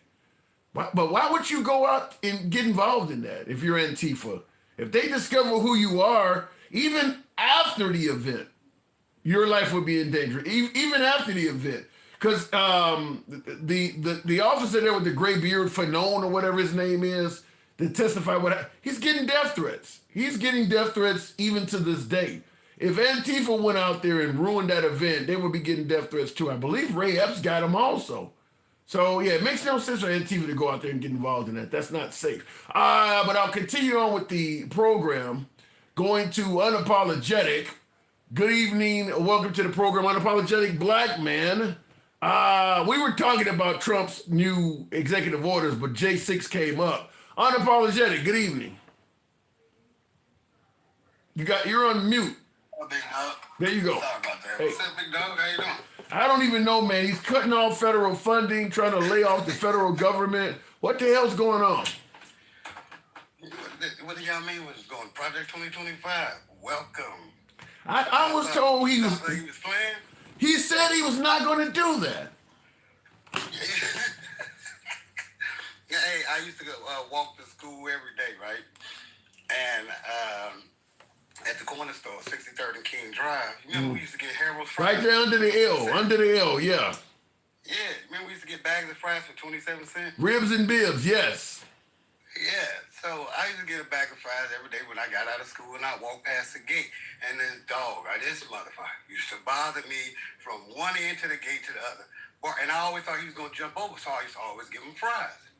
Left me alone. You was bribing the dog. Yeah, until the day I didn't have the fries. Oh, and he damn. hopped over that fence on my ass. So that's how MAGA's acting right now. Y'all have fries for Trump. You have votes for him. That's what he wanted. And now that you ain't got no more that he needs from your ass, He gonna eat you. doesn't care who's gonna get him. He gonna eat you like a French Get fry. wrapped up in project. Oh yeah. I mean, I was faster than that dog, but yeah, he could have snacked on my ass. Oh my God! Wow. I don't know. I mean, shit. You what are you telling me that MAGA is being duped by Trump? Yeah, they being bamboozled, hoodwinked, run them up. Yes, they even they've been grifted again. We told them for 4 years about Project 2025. We told them who his associates were, who he was hanging around, who he was inviting to the fake little White House at Mar-a-Lago. He transformed one of his rooms to the White House. We told you guys who he was embedding himself with, who he was going to make his administration. We told everybody about Project 2025. Everybody know the tenets of fascism. And one of them is what? You need to get rid of the fucking government, right? So, like, if people are acting like Project 2025 and the steps to dictatorship or authoritarianism isn't happening in your face, I don't know what to fucking tell you. Like I said, everybody's going to get caught up in it sooner or later. Wow. And I see in the comments, Stepway says, I've been checking off the list. You talked about, you talked about the Project 2025 list. Said, I've been checking off the list from Project 2025. They're after the illegals. Women are next. Do you see where Trump's going to go after females? Yeah, they've already done it. I mean, if you are a rabid, conservative MAGA woman, they don't care about you because... What is a rabid conservative? What did you say? You know, the rabid MAGA women. You know, Moms of Liberty, Daughters of Confederacy, the women that have been making those videos all for 8 years with the bad makeup and, the tight jeans, standing outside their 4 pickup trucks, and then they weaponize their husbands. And then their husbands make legislation regarding what they want, how they feel. And the men don't know. They're just going to follow a piece of ass. But, yeah, they're following rabid-ass women right now. Is it safe to say, though, based on what's happening, MAGA is winning? I mean, can you at least concede that MAGA is winning big time? Because Trump said if you elect him, you're going to get tired of winning. Is that not a promise that's being kept? He's winning. Yeah, he's winning big Yeah, time. he's winning. Not winning a damn thing. I haven't seen them win anything. Under my impression, he was going to get rid of the swamp, but once again, he brought a swamp with him. He didn't close the border on day one. He haven't addressed rent, mortgage, 401k, or pensions. He brought, a bunch of billionaires with him? That's literally transforming our government into an oligarchy. We already talked about how he's knocked out all the tenets of fascism. He's already said in our face he's going to give the billionaires tax cuts. He don't give a shit about us getting tax. Well, wait a minute. He's giving tax cuts on tips and overtime. So isn't that helping out the working man? What? If he gives tax cuts on tips and no taxes on no taxes on tips and overtime, is that not beneficial to the working man? No, it's not. It's not. No. How is that not beneficial? You don't have any. Because when you, I mean, the butt of it is, if you feel like that you're gonna get more money every month, and then at the end of the year, the IRS says you're not getting any tax back. Actually, you owe us $987. No. Let's say, like waitresses. Let's say you're a waitress at Olive Garden, a large percent of your income comes from tips. I mean, in fact, probably when you serve a table, you've made more money from what they tip you than you made from what you get paid during the 40 minutes or so you took serving them. You're not going to pay any taxes on the tip they leave you. How is that not beneficial to that waitress? Yeah, because like I said, at the end of the year, when you have to pay into taxes, everybody know. Why would you have to pay into taxes? That's how our IRS works. When you file tax at the end of the year, if you pass a certain income, you pay taxes. You don't get a return back. So any people there who were expecting returns, you're not getting any return anymore. Oh, okay. So in other words, there won't be an income tax coming back at the end of the year. No, none of that. That's over with. You didn't save your shit up every month. That's what you wanted. You wanted no taxes on this shit. But again, these are things that under our impression we thought was going to happen. He said he was going to check big corporations or oil companies. Oil companies laughed at his ass, said, you go drill, baby, drill. You build you an oil company and drill, baby, drill. Don't tell us to fucking drill. Big corps, they increase their production and prices, not factories. They ready for tariffs on the production and price. They're not about to build any more factories. He didn't get y'all the federal ban on AB. The border's still wide the fuck open. I mean, the list is just open. Well, I'm going to defend, in defense of Trump. I'm going to put my MAGA hat on to defend Trump, at least from one of the things you said. One of the problems is when Trump ran for office, he made it sound like he could snap his fingers and all kinds of shit could happen immediately. I mean, he has made a lot happen immediately, but not all of his promises. So when you talk about, everything from the economy to the price of eggs and all that stuff, keep in mind, he's only been in office for 8 days. I mean, we are not giving him time to do this stuff. And I understand because he made it sound like he didn't need time. But in reality, we know, I mean, if you're saying this 6 months from now, I can understand. But he's only been out for 8 days. Yeah, and the 8 days, none of his executive orders pertain to exactly what the hell for 4 years we were hearing these MAGA-ass rapping women complaining about. If he really cared about the people, everything I named tonight, he would have had an executive order for it, Tim, but he doesn't. He didn't have any executive order for price gouging, for disaster funds. He didn't have any executive orders for federal wages to go up. No, he still don't got no damn medical plan. He must have been wiping his ass with that in that gold toilet he was shitting on in Mar-a-Lago for the last He ain't brought that medical plan forward. And again, we have to, I understand he said day one, but if he was actually going to show effort that he really cared, all those executive orders all of them would have been pertaining to the things that they've been complaining about. Well, here's something. I'll read this comment, and you can. I got 2 comments for you, and I'll give you the floor. You can respond any way you want. Well, the first one is simple. It's coming from Cheeky Chops, and he says another brain dead black. So I'll let you talk about. But before we go to that comment, Creed also said, I agree with a lot of Project 2025. I'll be happy if he starts to implement some of those ideas. Why do you think some folks would be favorable to Project 2025? And you can do whatever you want with the brain dead black comment. Floor is yours. Because they're betas.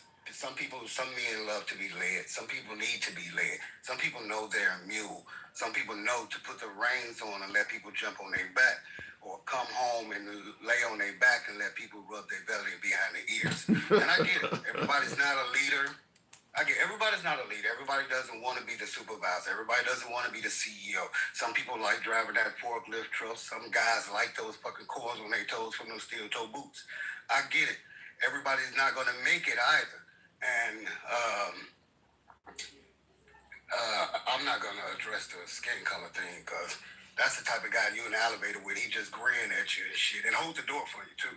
But when it comes to society, we have let people like Trump, we purposely lower our intelligence for people like that and drawn ourselves out to the point where, again, like I said, it wouldn't be a problem if we didn't have to hear about this shit for 8 years. You know what I mean? Like I said, I miss the days when you used to ask a guy about making love to his wife, and he'll tell you everything what happened that night. Do you ask him who he voting for? Hold on, buddy, I'm gonna you get personal with shit. Like, people didn't tell you how they voted. So again, well, I know a lot of people don't like me getting on the racial thing, but this is what I mean about America, where now people are proud to say, and we saw the exit polls, who are these proud white T-men and or white passing men. They're proud of being able to be emotional now, Tim. Like I said, they running around here like they're wives now, rapping and shit. Think about it. For the last 8 years, what you been hearing men complain about shit that our grandfathers told us to shut up whining about, get a better job, you know. As they say, pull yourself up by the bootstraps. And then these motherfuckers complaining about, well, boots cost too much now, and how they make the straps now, I gotta bend over this way. Like, this is MAGA for you though. You know what I mean? Like they Are you saying that like, MAGA? You sound like you making it sound like MAGA's a bunch of snowflakes and whiners. Yeah, yes, because they like to create a problem and then act like they fixing it, just like Trump does all the time. TikTok is a good example of that. Yeah, that's a good example. But I mean, he had help from the actual owner too, who helped him out and made notifications with his name in it. So I kind of understood how people fell for it. But again, if you're not business minded, you would just see it. It wouldn't be nothing to you. Like, you wouldn't even connect the fact that he brought a fucking meme coin before he made executive orders to help his people. That meme, I gotta give a shout out to Trump. That meme coin shit is gonna make him a fortune. That was a smart idea because it allows people to pay him under the table and you don't know where the fuck the money went or came from. Because you don't, I mean, when he talk about the cryptocurrency, it's almost untraceable. It's essentially untraceable. So you can actually give him money for whatever reason you want to, and there may be nobody that didn't know you gave it to him. So that was a smart way. Did you see the reporter ask him, like, sir, what about your Bitcoin? He was like, I don't really know anything about it. I don't know. And then asked, how much is it now?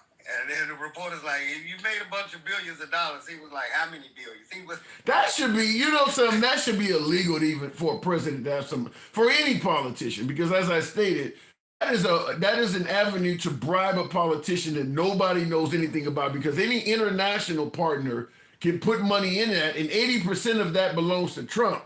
So anybody can put money into that and funnel money to Trump in a way that nobody else knows anything about. The idea that a president could do that and folks are not bitching and complaining about it is insane.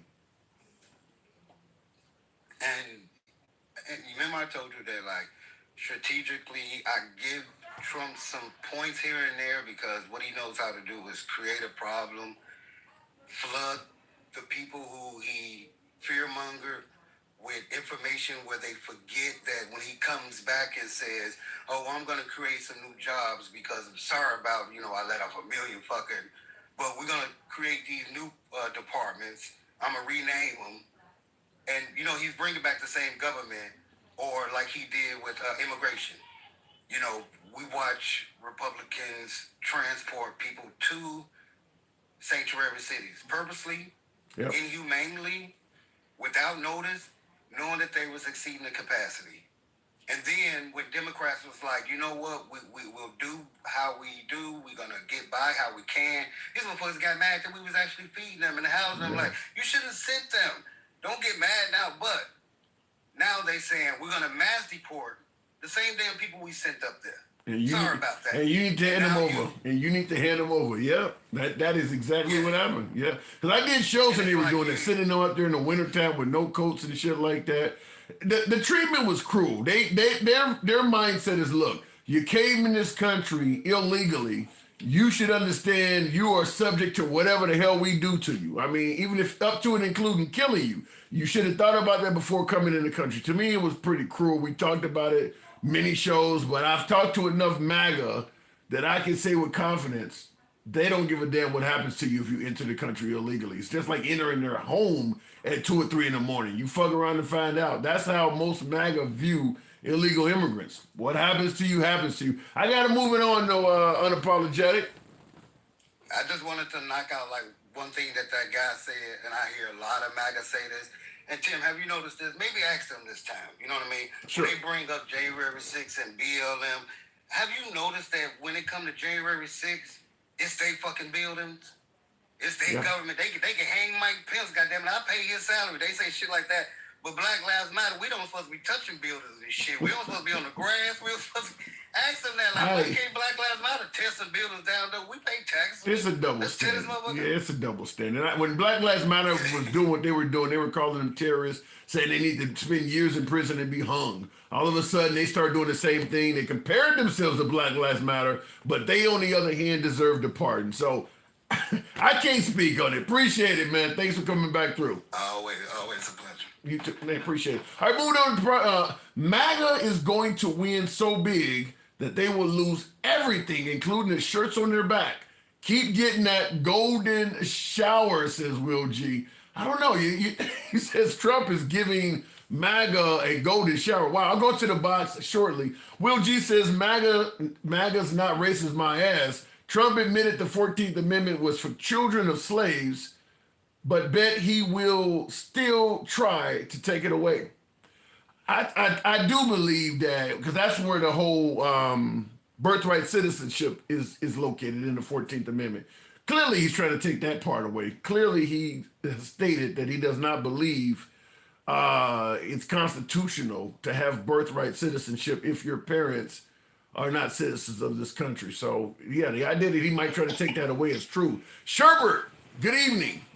Howdy, Tim. Hey, this was an Instagram viewer, folks, for you guys that may be wondering how to call in. He's coming on Instagram. So, you've been listening in. How do you feel about these new executive orders? I think he's trying to cause chaos and shut the system down. So if he shuts the system down, what would be the goal of doing that, other than chaos? I mean, how can he benefit from that? I mean, after you start chaos, you can rebuild from your own stupid way. I mean, all the Democrats are saying, hey, we should fix the system. He's saying, tear it the fuck down and burn it down. Well, what if he believes the system currently is not being ran properly? And I mean, because to me, it sounds like he want to kind of put his own people in there. Have you ever heard? Sherbert, you're breaking up. Okay. Have you ever heard the saying, you never earn $1 billion, you can steal $1 billion? Repeat that. Have you ever heard that you never earn $1 billion, you steal $1 billion? No, but I think I get what you're saying. There's no way you can just earn that without doing somebody else wrong to get it. Exactly. So this Bitcoin that he made, that he's made $50 billion, people don't understand that that's going to fuck us over ultimately in the end. Give me some examples of how you think that might happen. Honestly, I'm not sure. I just see every single system, like how we shut down cancer research. Yeah. How is that going to help us? I don't have any answer for that. And I see the comments real quick. Peter Farrell says, why not release the Epstein files? Oh yeah, Trump is in there. Yeah, I'll tell you this real quick before we get back to our topic.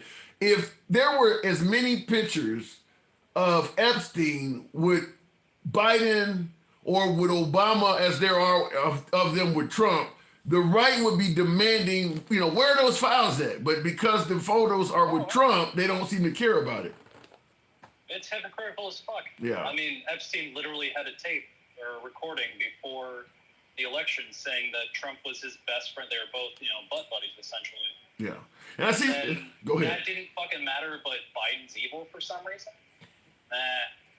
Hypocrites. I just think, considering what we know Epstein was into, and there's photos of him and video of him with the current president, people should be wanting to know what that is. But I'm going to say, with Trump being in control of the government, I wouldn't trust that the files are being released in their entirety. They're going to be redacted? Not redacted. They're going to be cut up, so you're not going to have his name in there. Like Hillary Clinton emails? He does. Yeah, like Hillary Clinton emails? It's not illegal. Huh? Exactly. But anything he does is not illegal. So if he edits himself out of those, there's nothing we can do to say that he did anything illegal and saying it was falsifying those documents. Well, at this point, though, he's not. Technically, he's not going to run again. I don't know what the hell's on the horizon, but he's not going to run again. Gonna try. Huh? He's sure as hell going to try. So you do believe he's going to try to do more than one term? Yeah, and I told you last week that I'm going to the Capitol when he tries to take office again. Oh, yeah, you did. You talking about going in there like MAGA. Yeah, it'll be my own January 6th. Oh, my I'm God. sure I can get some other people to come with me. You make sure you give Ashley Babbitt I'm going to break into anything, but I'm sure as fuck going to be there. You make sure you give Ashley Babbitt a hug for me, okay, if something happens. I'm not stupid enough to try and chew my way through the windows like that bitch. Oh, my. Okay, all right. I don't care if she was a veteran. She should have known better Yeah, not to do that. yeah. Anybody that's apologizing and this idiot you had on earlier saying that You froze there. We'll give him a second to unfreeze. That's Sherbert on. You froze there. Repeat that. just that Ashley Babbitt should have known. And then there was that idiot that called in earlier saying that Antifa was doing all the problems. I get that a lot. I get that. Anti-fascists. If they're against Trump, that's admitting that they're... Now, I know what he's going to say. You're breaking up a lot, Sherbert. He was going to say, you're breaking up a lot, but I know you're about to say that they're anti-fascist. So if they're, if they're against Trump, that would show that Trump himself is a fascist. Yeah. I heard 100%. Yeah. Your signal's bad. I may have to drop you because you're freezing a lot. So I don't know if you're in a bad area. I'm inside a stadium right now. You where? I'm inside a stadium. Okay. All right. Inside of a stadium, and it's never going to go well. All right, fair enough. Well, I'll go ahead. I'll get moving. Hey, thanks. We appreciate you coming through as always. Sorry about that, man. All right. No worries. Have a Okay. good night. All right, yeah, go ahead and drop yourself to save me the time, but thank you for coming through. All right, moving on with the program. And that is an interesting point he made about if they're anti-fascist and they're out against Trump, then that would be a way of saying that, well, they see Trump as a fascist. Continuing on with the program, tap the screen. Can we get up to 60? Got 300 of you folks in here riding with your boy this evening. A day of some very controversial executive orders, to say the least. Controversial to say the least. But tap the screen, get the likes up to about, I'm saying 60, but I would certainly like to see at least 50. F-I-D-D-Y. You notice he never responds to Hillary Clinton emails. Not only did I respond to it, I made a joke about it. I actually said, tear them up like Hillary Clinton's emails. I saw your comment, but here's one of the things I want to talk about. Whether it's Black Lives Matter in January 6th comment, whether it's Black Lives Matter when we're talking about January 6th, or Hillary Clinton's emails when we're talking about Epstein files, understand that pointing to something else that is wrong or you perceive as wrong does not defend Trump. If I say it's crazy how they're not releasing the Epstein files because Trump has video footage and pictures of him hanging out with Epstein, and you deflect to Hillary Clinton's emails, you're saying that Hillary Clinton sounds guilty as hell, but you're not defending Trump. In fact, you're changing the subject from Trump, which doesn't make Trump look good at all. Same thing with the whole January 6th thing. Well, what about Black Lives Matter? If you're deflecting to BLM, which most MAGA was referring to as a terrorist outfit, I think Trump calls BLM a terrorist group as well.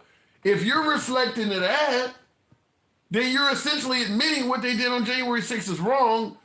You just think somebody else out there was wrong-er. You're not defending them at all by doing that. That's why he hasn't released the Epstein file, says Will G. Trump is actively trying to edit and redact some things. Yeah, I wouldn't be surprised if after Trump's term, the Epstein files go away. But just like Hillary Clinton's emails, there you go. But he's also talking about releasing the Martin Luther King files and things like that.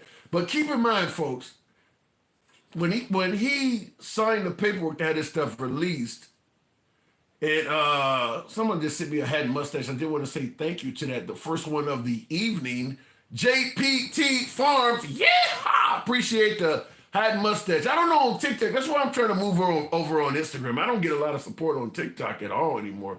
But I do appreciate that hat and mustache. But what I was going to say is, in regards to the Epstein files, like I said, if there were photos of Biden or Obama or somebody with that guy as much as their photo, if you Google Trump Epstein on Google, there's lots of pictures of them together in different cases. Pictures of him hanging out with him and Melania and all of that. If all of that was orbiting around Biden or Obama, or even P. Diddy for that matter, MAGA would be demanding we get hold of those files. Some reason when it comes to Trump, they're not saying anything about it at all. That does look very biased in my opinion. I bet $1,000 he won't actually release the JFK or MLK files. And that's what I was going to say, is that he signed paperwork giving them a certain amount of time before they could produce some kind of plan to reduce the file, to release the files. I think with MLK, he gave them 15 days or something like that to come forward and indicate some sort of plan as to when they're going to release. So that may not mean shit. In 15 days, they may say, okay, we'll release the files in 2028 or something like that. So there is no, those files are not about to be released immediately. I don't think they're about to be released anytime soon, just by the way he said it. Trump had no problem releasing MLK and the freaky things that were going on in the camp. Yeah, and that's something I said I think it was on yesterday's live, because a lot of my MAGA viewers are bringing up that MLK, Martin Luther King, was a womanizer and that he had prostitutes and all that, which is all of that's true. All of that's true. But my opinion on it is this. Everybody knew that John F. Kennedy was banging a bunch of broads. Marilyn Monroe, you name it. John F. Kennedy was cheating on Jackie Onassis big time. After these files are released, if you only hear about the improprieties of Michael Jackson, Martin Luther King, MLK, if you only hear about the improprieties of MLK and they don't say shit about JFK, that shows you a lot of bias, because JFK was a womanizer as well. If you're going to bring up MLK and you're going to ignore what JFK was doing, that shows you bias. So we'll see how the conversation goes. But I've heard a lot of people already talking about MLK and his womanizing. I haven't heard anybody say that about JFK. And we all know it was happening. I mean, you don't need to read much history to know that was happening. Real quick, looking in the comments. Make America work again, says Novel Dragon. Shit, people working too damn much already. What do you mean make them work again? MAGA has been calling for the release of the Epstein files louder than the left. Yeah, but I don't know about that. Not when the ones with Trump in the picture, they to me, they seem to have calmed down a lot about that. Even if you don't have any boots. Yeah, pull yourself up by your bootstraps, even if you don't have boots. Happy birthday, Mr. President. Yeah, happy birthday, Mr. President. Totally, is that biased? Good evening. Welcome to the program. I don't know if you can hear it there. And thank you, JPT Farms. We'll give the box a minute to bring them up. MAGA, make America white male dominant. Damn, hopefully that's not right. D, I never worked for them and raised 2 kids, had a great life, never did without. Hopefully that's the way we can all get to that point.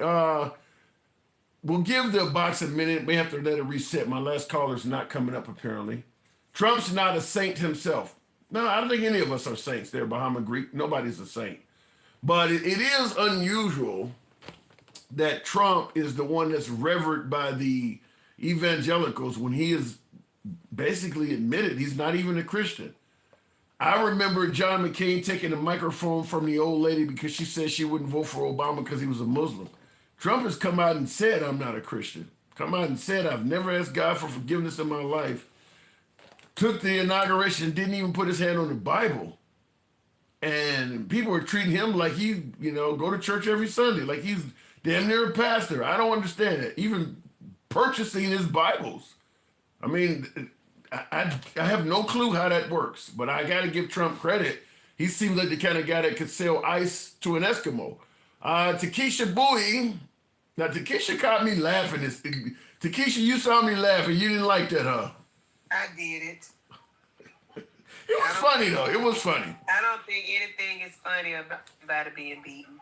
If that was your child, you wouldn't have been laughing. No, I wouldn't be laughing. You're right about that. If he had been talking about your son, nothing about what he said would have made you laugh. I agree. I mean, treat that man like he your dad or your son, and stop laughing at everything these people say. That's not funny when it comes to somebody being hurt. it caught me off guard, Takesha. I agree with you, though, but it caught me off guard. It was not. It You was. just silly to him.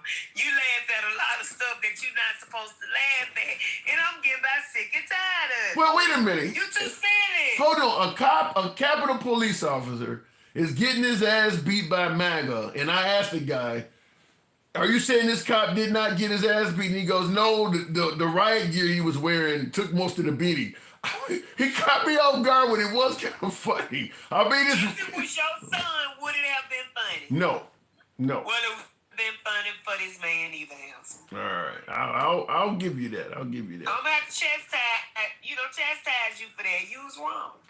Okay, I'll concede the points. This Trump all these executive orders, and I see Keith says, "Tim, you're getting an ass whooping." How do you view? Now Trump is talking about getting rid of the federal employees, 2 million of them, perhaps giving them some kind of severance pay, 7 months. I don't know what a person that's been working for 10, 12 years at the same place would do with 7 months, because now they're out of work. But he's doing that, and of course he cut off the federal funding to every program, at least temporarily. What is he doing? Now you know Trump don't want no government. He don't want no federal employees. He don't want a federal nothing. He just want to run stuff. He want to be a dictator, Handsome. Let me tell you something, Handsome. When he let the people out for January 6th, when he talking about putting the people back in the military that wouldn't take the vaccine. Right. Now those people sign a contract. They have had all kind of vaccine. They don't know what them folks shooting in them, but they had to take them because that's a part of your contract in the military. But since COVID vaccine was so politicized, they decided they weren't going to take it. So they broke their contract, so they had to get put out the army. This man is getting people that are going to owe him so they can be loyal to him and do what he wants them to do when he becomes a dictator. So That's all he doing. He's setting up his people for his business. So you're essentially saying the guy's putting in a bunch of soldiers, a bunch of loyalists. Like, Absolutely, Handsome. I don't, Absolutely. I mean, I hate to say it, but I mentioned it earlier in the program. That was my first thought, because we don't have 2 million people in the federal government that we don't need. Yeah, there's some fat that need to be trimmed. Not that much. Not that much. There's fat that need to be trimmed in every area of every job, every Congress, and all that. But I'm telling you, this man is setting us up. And then see what he did today with the little federal spending cut. He wants everybody around the world to get upset, because then if everybody start protesting around the world, he can do the Insurrection Act. Wait. What do you mean by explain that? I don't get that. That means that for his protection, he can just declare martial law, and that will put him in a dictatorship. You think he's trying to do all of that? That seems a bit. I don't trust Donald Trump no faster than I can see him. He wants to be just like Putin. And I'm telling you, that's the whole goal. That's the whole purpose of everything. He liked the way it looked with those rich people sitting around him at the inauguration, sitting before the people that's actually in Congress. And them folks was sitting right there at the forefront. Yeah, I see a lot of. How did that look to you? How did that look to you? You're talking about putting all the oligarchs in front of the actual cabinet members at the, yeah. Correct. It didn't look right. And like you said, you didn't put your hand on nobody's Bible because you weren't finna swear to the oath because you know you weren't gonna keep it. So why put your hand on that Bible and lie? That's an interesting point. So what are you saying, that if for some reason he got held accountable for not meeting the oath, he can say, I didn't put my hand on the I didn't put my hand on no Bible. I just put my hand in the air because my arm was tied. My elbow needed to be bent. He was like Elon. Like Elon, you know, my hand just needed to be bent. So, you know, I ain't put my hand on no Bible and say. I was just about to say, are you saying that he wasn't taking an oath? He was just saying, my heart goes out to America? Yeah, my heart goes out to the sky. So I need to hell his arm up. Yeah, I mean, but on a serious note, Tim, this is some serious stuff, and we really need to stop taking it lightly. Because I see destruction coming. And I see that some things that are being put in place. You know, he told the people, I don't know what Project 2025 is. What is it? Whole time you filling your administration with people that wrote it. And now you going in Project 2025 with your executive orders. Well, I want to ask you this, because this is one that's really concerning me. Somebody told me this earlier. Before I tell you this, by the way, tap the screen, folks. Get your boy in up to, where we? I say 60,000. Tap the screen, get the likes up. Trump is literally holding behind his desk and security detail, throwing stones. I saw that, Will. I don't quite get what you mean by that. And he says Trump Red Ribbon Army. I do get what you mean by that, and that's frightening. What I was going to ask you, Takesha, because somebody told me this, that if Trump continues on, we may see the day where conversations like what you and I are having right now online on social media may be prohibited by the government. In other words, I believe that, Tim. I truly believe it. But let me tell you this, Tim. TikTok ain't gonna be here in 2 months. I'm gonna tell you why. Because the only way that TikTok can stay up is if the company agrees to sell 50% of their company to the U.S. Those people are not gonna do that. This was just this was just Trump trying to make himself look good with the TikTok. But they are definitely not going to sell a percentage of their company, not 50% to the I don't know. You might be right, but I don't know why. China has taken so many things of ours that we had patents protecting certain inventions. They've reversed engineered so much of our shit and did not honor the patents. Like right now, what is it? NVIDIA, the chips had the biggest loss in history because they're actually doing the same thing to AI and producing it for cheap. I don't know why America doesn't just steal TikTok, create their own, and just, basically say, screw the fact that TikTok is patented by the Chinese, and just create our own. I mean, they've done that to us on so many things. I don't know why they don't just create a TikTok. Because, Tim, if they create TikTok, the U.S. is going to tell us what we can and cannot say on there. It's not going to be fun, man. Yeah, you're probably right about that. What's going to be fun about a U.S. TikTok? Well, we have... You can't say nothing negative about the president. You can't say nothing negative about the representatives. You just can't, Tim. We have YouTube. You can say negative things about the president on YouTube. And by the way, YouTube, owned by Google, announced today that they are going to change their maps to say the Gulf of America, and they're going to rename that map. I was laughing so hard when I saw that, too. I couldn't get myself. Why is he doing that? I said, these folks know they bowing down, baby. Let me tell you something. These men getting on their knees performing fellatio for Donald Trump is getting out of hand, Tim. It's getting out of hand. What woman would want men that are so in love with another man until it make their eyes water? Them folks be looking at Donald Trump like they so in love, Tim. I swear, Valentine's Day, he might get all kind of balloons and love notes and heart-shaped boxes from men. They gonna be loving him. Wow. He gonna wake up, Tim. It's gonna be roses on the lawn of Mar-a-Lago that say, "I love you." These men have lost their mind. Is any of them gonna come from Tim Scott? Tim Scott, bless his heart. I love you, Trump. I just love you, and you ain't loved yourself into a position yet. No. You see what I'm saying, Tim? I see what you're saying. You haven't heard from him. I mean, is there anybody black on this administration? That one man that's over Section 8, where he put Ben Carson at when he was in his administration. Yeah. Because that's where he feel like black folks need to be, at the bottom. And the crazy thing is that they don't temporarily halted federal funding to programs like Section 8. So what is that guy doing right now? Nothing. Sitting there twiddling his thumbs trying to figure out if he gonna have a job. I wonder, was I just used as a token? I must have just been a token, because now my job's on the line like everybody's federal funding. But you got to admit, Trump does reward those who hang around. I mean, the loyal folks do get rewarded, right?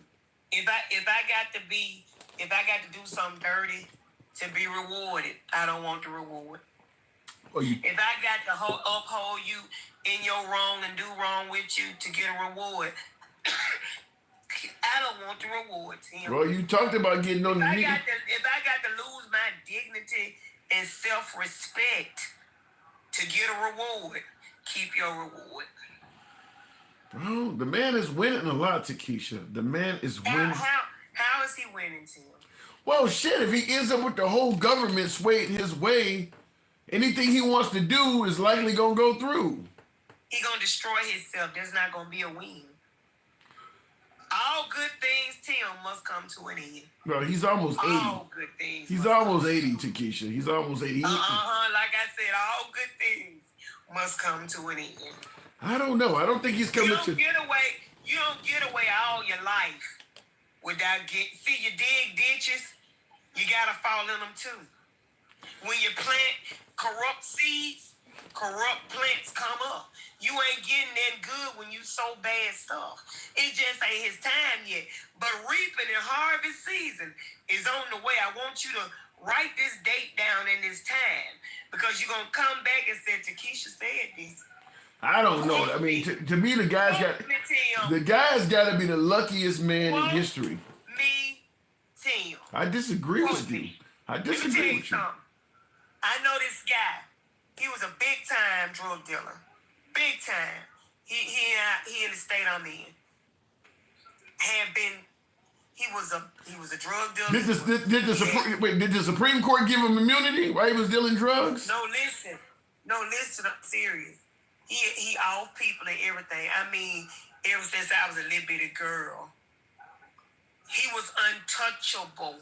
Everybody was scared of this man because he was just that powerful. He went to jail 10 years ago for life. And he got to serve that life sentence. Eventually, Trump ain't going to jail. the biggest giant becomes the smallest. Trump, I think I gotta disagree. Trump ain't going to jail. Trump is not going to pay. I didn't say he was going to jail. I didn't say that. I said that he's going to cause his own destruction, that his house of cards will fall. Even if Trump causes his own destruction, what is the outcome? He rides off into the sunset as a billionaire? I mean, that ain't much. He not going to, Tim, when I said destruction, I mean he going to be stripped of everything he had. Trump, but write the time down, write the date down, and you're going to say Takesha said this. I see it. I'm telling you. I gotta disagree with you. Call me the prophetess. Call me the prophetess. I gotta say you're crazy with that. I think Trump's gonna ride off into the sunset. I'll be crazy, but it's gonna happen, and you gonna come back and say, you know what, Takesha, you said that. So you think he's gonna be stripped of everything he has, money and all? He gonna reap what he sowed. That ain't happening. He gonna reap it. All right. I got to move it on, but you and I completely disagree on that. I think the guy's going to be all right. We ain't got to agree, Tim, because you ain't the smallest apple in the barrel. You just in there sitting to the side, son. Maybe so. Takesha, always a pleasure. Thank you. All right, friend. All right. I don't, look, at the end, to me, I said it before, if the guy can survive what was originally like 91 indictments, knocked down to 88, now, folks, you can talk about the witch hunt and all that. Fair enough. People are serving time in prison every damn day based on witch hunts. So I'm not even saying it wasn't a witch hunt. What I'm saying is that if the feds are after you, they have a very high conviction rate. And I'm talking about 1 or 2 charges. 90s, he beat 90-something indictments. I don't think the guy's going to pay any price. I mean, the worst thing I could see happening to Trump is some dings and dents in his legacy. That's about it. He's going to ride off into the sunset, insanely wealthy. He obviously is going to live to be an old man because he's already at that stage. Unless he gets another Pennsylvania earache. That's about the only thing that could happen is he get another Pennsylvania earache. And with him removing the security clearances of people like Pompeo and Ambassador Bolton, shit, they may get that before him too. I don't see it. I don't see it. People are tired of him, says Downtown Lottie. You think people are tired of Trump? November didn't look that way. I'm sitting here on live while the election's coming in. The guy wins every swing state. To me, it seemed like the people couldn't get enough of him. I don't see where the people are tired of him. Even right now, I'm still, even with all these executive orders this week, I'm still not hearing a significant amount of voters' remorse. They're not tired of him, at least not yet. The future, who knows? But right now, they're not tired of him. And I see in the comments, Wormswell said we need more of those executive orders. I never voted for him before, but I might for the third term, says Jeremiah Brown. And that's something else I had a friend tell me. You know, I was talking to him, and I'm like, you know, people suggest that Trump might try to be a dictator. This was probably, I don't know, 6 months or so ago when Trump was still running for re-election. And I had him tell me, a friend of mine told me, I don't think America would be that bad off if he was a dictator. He's one of the best presidents we've ever had. Hell, I wish he could stay around longer than 4 years. So, Jeremiah, I think what you're saying, I think a lot of MAGA would agree with what Jeremiah said, is that I'd vote for him for a third term, which is why I stated that Tennessee congressman that is trying to, you know, offer a proposal, put forth legislation for Trump to have a third term. I expect some people to sign on to that. I don't think it'll be enough for him to actually get a third term, but I do believe there will be people in Congress and in the Senate that are on some of the Fox Newses and OANs that are saying, yeah, you know, I wouldn't be opposed to it. Or like what my friend said, you know, maybe America wouldn't be that bad off if he had another term. Look what he's done already. Look at all these great things he's done so far. So I can see it happening. We had 13 years of FDR, yeah. If Trump gets it, Obama should run against him. I didn't say it would run like that. Yeah. You think if Obama came back on the scene, you think he could beat Trump? Let's say, for instance, they were both allowed to run again. Obama versus Trump. You think Obama could beat Trump now? I don't know. I want to say yeah, but I do believe that Trump's mudslinging is incredibly effective. I believe it's incredibly effective. I also believe that unlike Obama, who has a huge following, Trump has a following. He has followers that are incredibly devoted. I mean, like, can do no wrong devoted. I won't say all of them are like that, but out of the Trump camp, probably 30% of his followers are those middle of Fifth Avenue type people. I don't think Obama has anybody like that.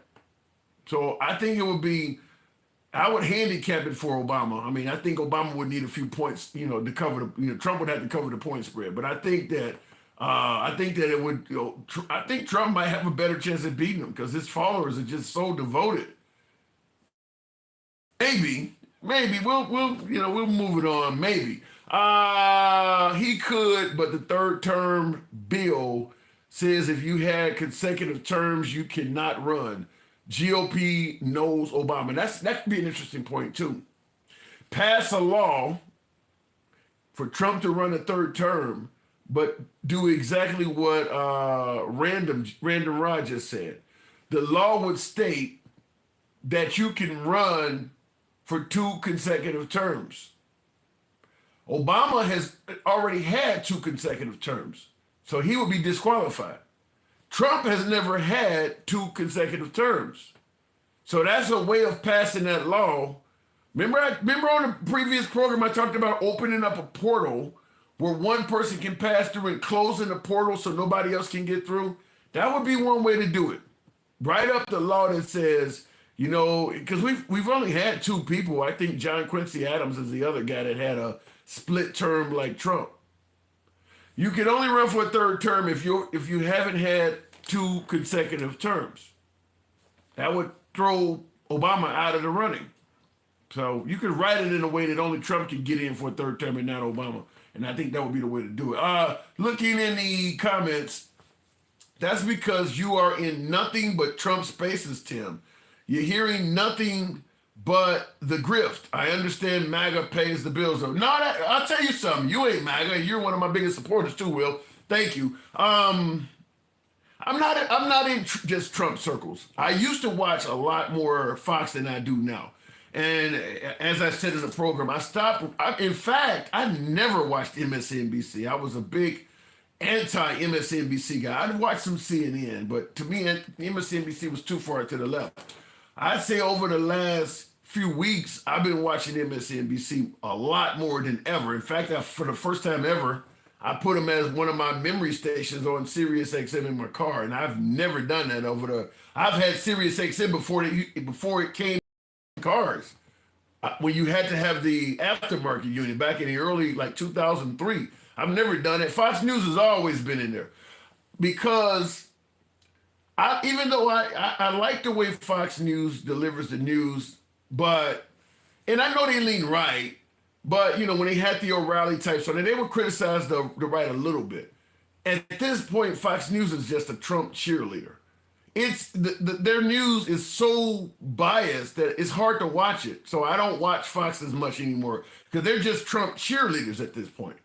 So, and it's one thing if you're a cheerleader for the right, you're a conservative network. You're supposed to be favorable to conservative policies.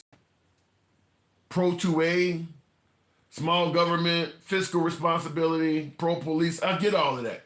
But that's conservative principles. That's what Fox used to be.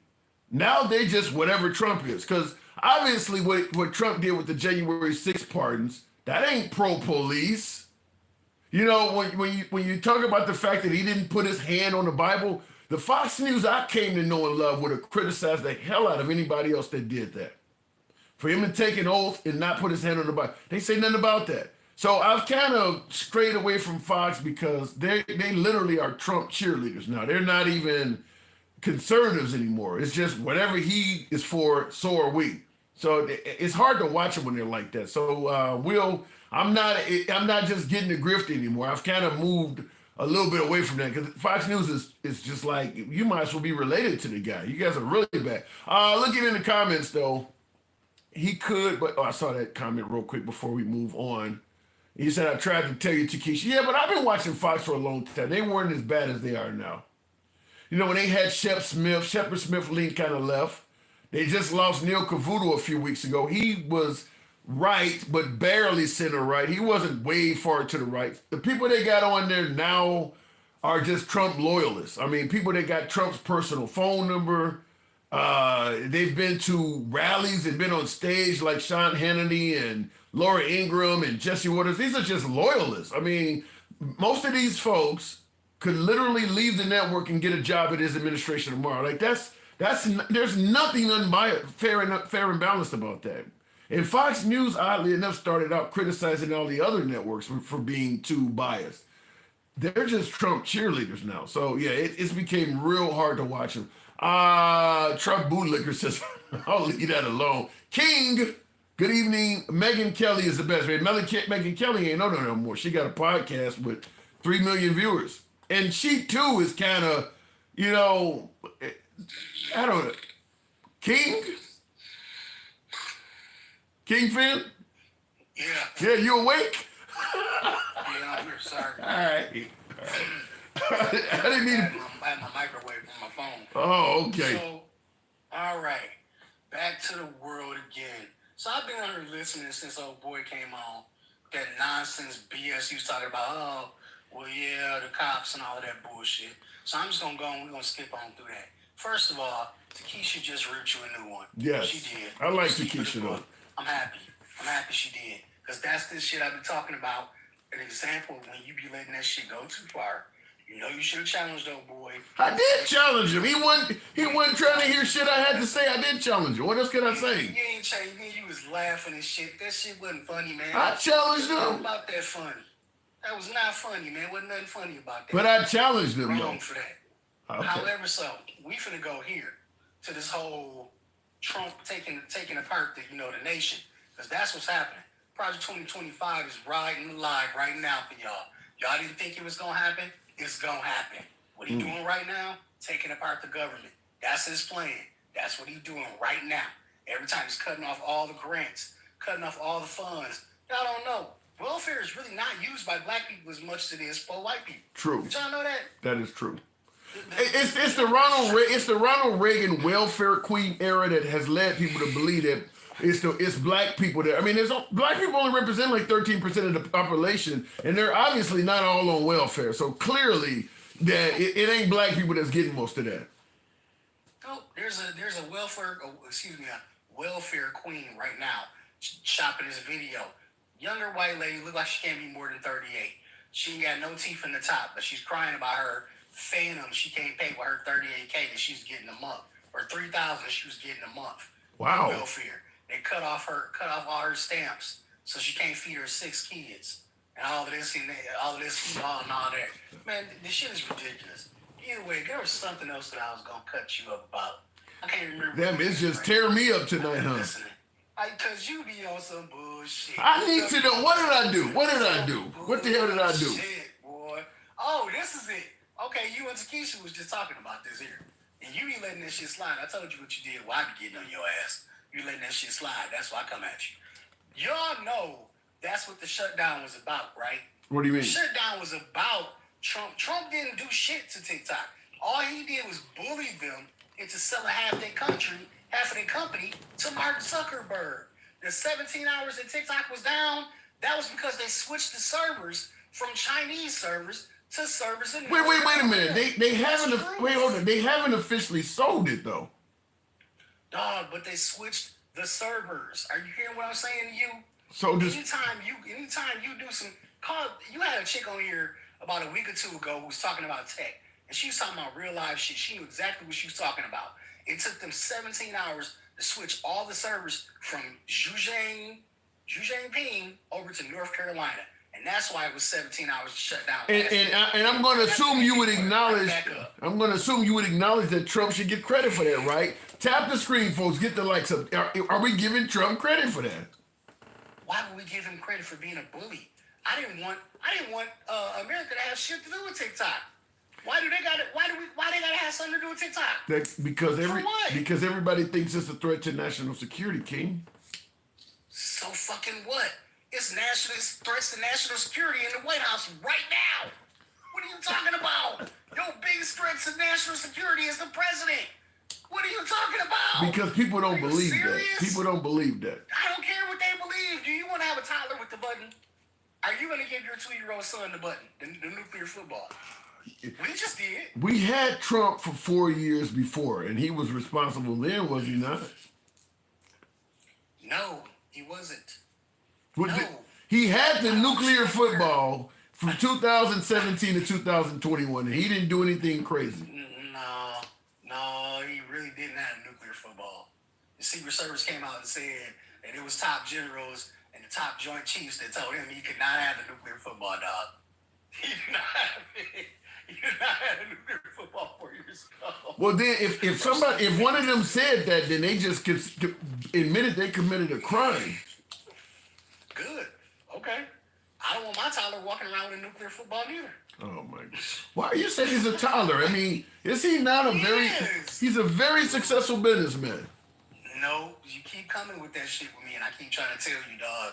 If it walk like a duck and it quack like a duck, it's a damn duck.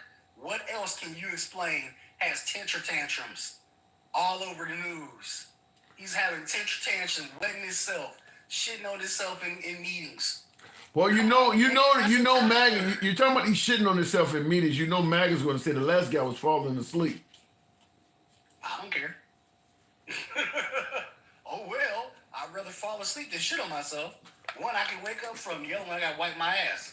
But they can see you falling asleep. They can't see you shitting on yourself. But they can smell it, though. Ain't nobody You gonna. smell that Ain't horrible- nobody gonna say he was. horrible smelling it. He was Well, farting. they in- didn't have to. He was Did you see some of them pictures when Trump was in court. He was farting in court. We know that. farting? No, he wasn't farting. He was sitting on the side. He was okay. So he was That doctor was sharding. mighty fool. He was sharding in That court. was mighty fool. Oh my god. Yeah, I. What makes you say he wears? Wait, hold on. Are you? Do you just have derangement syndrome? What makes you say he wears a diaper? How do you know that? You know, and I know damn well what make me say he wear a diaper, dog. You know. No one? know. Every time you walk up to the stage, they somehow magically black out the front of him and the back of him. Ain't no man really built like that, dog. Come on, man. Then, if what you're saying, Where Melania be at? Do she be on the side of him or standing next? Do she be on the side of him or behind him? shit, Melania seems like she hearing MC Hammer can't touch this. She don't see no one to touch her. Exactly. But I will say this: if what you're saying is true, then Trump should get credit because Trump can stand up there and talk to the people for 2 hours. Biden never was as transparent or allowed himself to be interviewed by the people like Trump does. I mean, if I was spreading lies, I would continue to talk too. I would never let nobody say nothing either. Why? Spreading lies, Let you say something. spreading lies like saying you don't have dementia and there's nothing wrong with your mental health. Yeah. What's wrong with his mental health? I What's don't. wrong with Trump's mental health? I'm gonna go here because since we're into the exactly what you were talking about earlier, the what ifism. What is wrong with? What is wrong with? Are you telling me Trump has a mental health issue? Hell yeah, Trump got a mental health issue. Like what? Give him about. I give him about 2 or 3 weeks. You'll start seeing it. You'll start seeing it. In 2 or 3 weeks? I don't. I haven't. I think you just beating up on Trump. You think for one damn second that they was talking about Biden all that bad and Biden's so horrible. Oh my God, he's so old. He forgets everything. He falls asleep. And Trump is older than Biden. And you think that's Trump is not. Trump is not older older than this Biden. man? Trump is not older than Biden. Okay, well, hell, if they the same damn age, hey. He ain't close. Same damn thing to me. Trump is about 2 or 3 years younger than Biden. Is he? Yeah. Alexa, how old is They say black don't crack. what? They say black don't crack. Alexa, how old is? Oh, wait, hold on. How old is Donald Trump? Donald Trump is 78. Okay. He was born on So June. he's 78. Alexa, stop. Alexa, how old is Joe Biden? Joe Biden is 82. 82. 78 and 82. November 20th, Alexa, stop. 1942. Okay, so what we got? 4 years. Okay. It's actually 3. It's actually 3 years and some change. It ain't 4, but it's about 3 years and some Give him change. 4. Let's give him 4. That way we're fair to MAGA. Let's do that. Let's give him 4. That way we're fair to MAGA. All right. Because if we don't give him 4, MAGA gonna be in their feelings and they're gonna cry about that shit. But does it not look like they're about 10? But does it not look like they're about 10 years apart when it comes to stamina? Yeah, Biden looked like he's been doing it for 10 years longer. Yeah, he looks older than Trump. Yeah, he does. Yep. Mentally too. That shit. Mentally too. Mentally. Yeah. I don't think so, man. I mean, I put it to you like this. Y'all can talk all that shit about Biden if y'all want to, with the whole stammering and all of that shit. If Biden had a stammer his whole life and still came out, he's still talking better than Trump, dog. He's still talking better than Trump. I I'd don't. still give him on speeches and shit.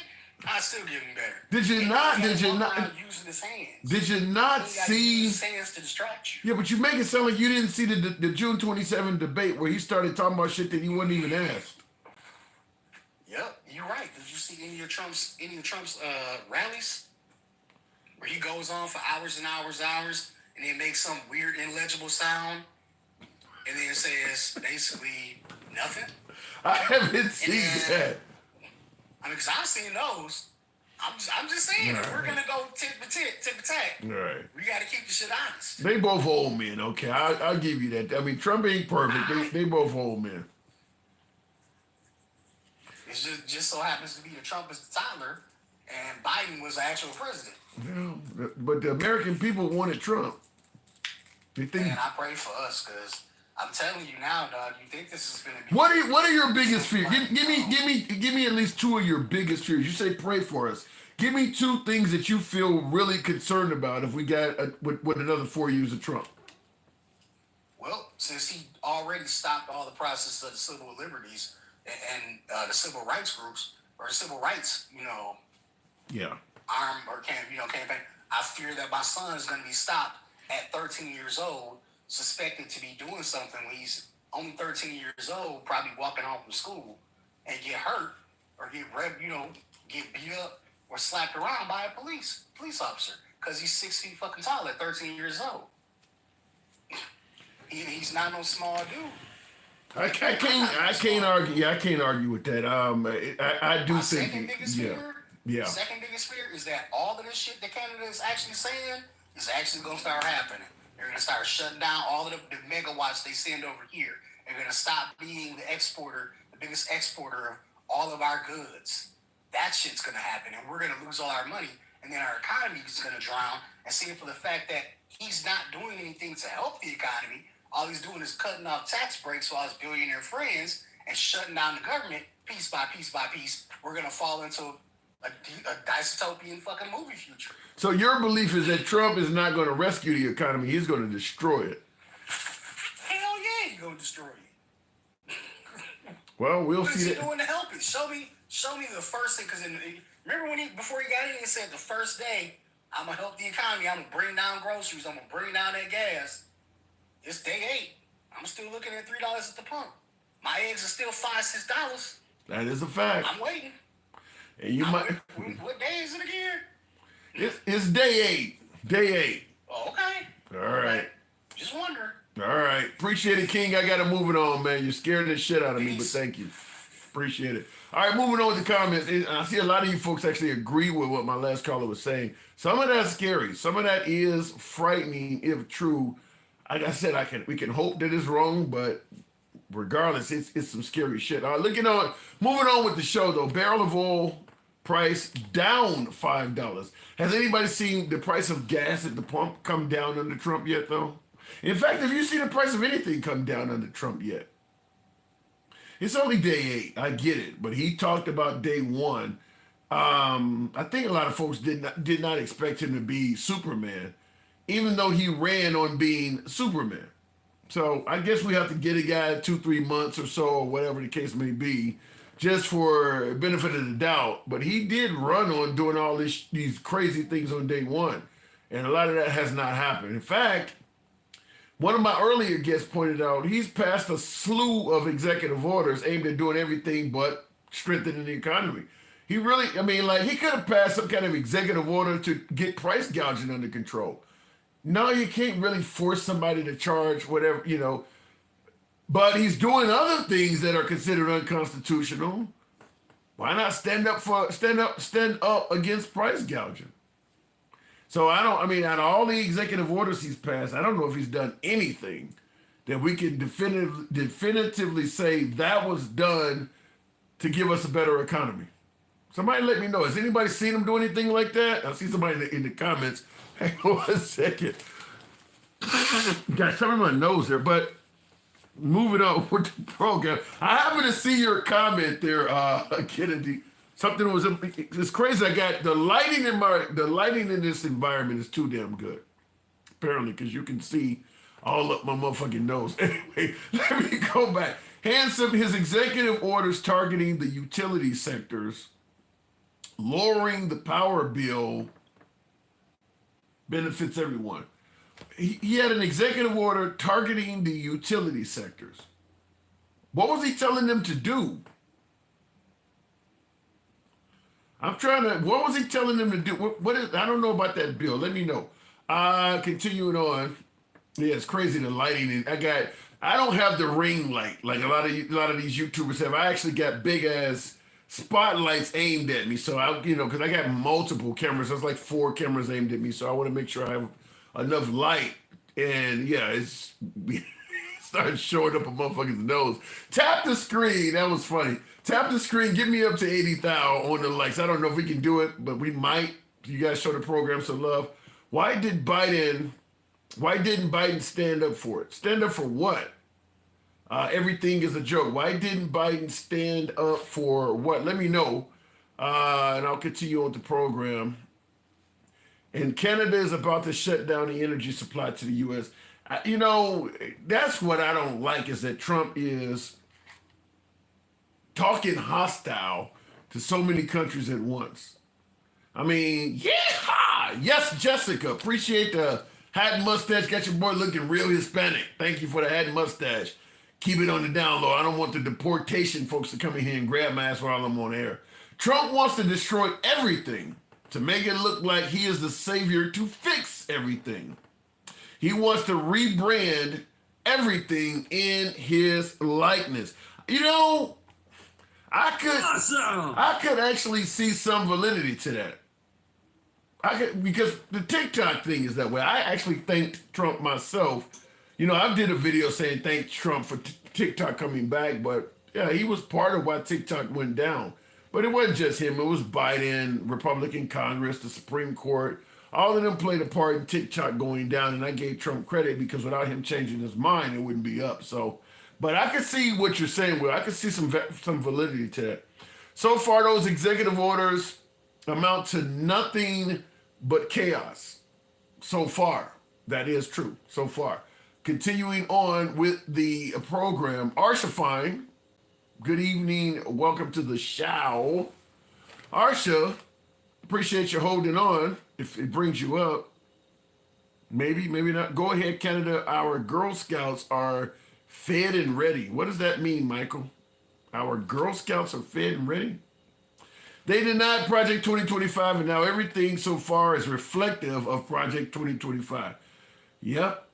You know, I've said on the lives many times that the denial of Project 2025, at least the way Trump was orating it, made no sense at all. From a standpoint of, I didn't read it, I don't know nothing about it, when your name and everything is in it, didn't make any sense. And because we know Trump, you know, I don't really know a lot about Michael Cohen. He's just my lawyer, you know. I've never had anything to do with Stormy Daniels. We know he does not always speak from a standpoint of honesty. But Project 2025 has way too many coincidences for him to know nothing about it. So, yeah. And then you got, of course, was it Steve Bannon or Flynn or one of them that joked and said, I guess now we can let them know it wasn't a joke. Yeah, Project 2025 is real, if you ask me. I really believe it's real. I don't believe that is some kind of make-believe. I just think it's so draconian, so harsh, that they'll never admit it. Even if it's forming right in your face, they'll never admit it. I mean, it's kind of like Optimus Prime comes up as a truck and doesn't admit he's a transformer until you're looking up at a robot. I mean, the whole time, I'm not a robot. I do believe it is certainly... I certainly believe it's there. Based on what I've seen, I believe it's far more valid than not. NAFTA, now the USMCA, but it's really still NAFTA. Yeah, and well, you know how I feel on that. I'm not a fan of getting out of so many agreements we made just because I don't like the fact that Trump has made our word look like it's not valid. I see your comment, Ty, says, sounds like the new world order.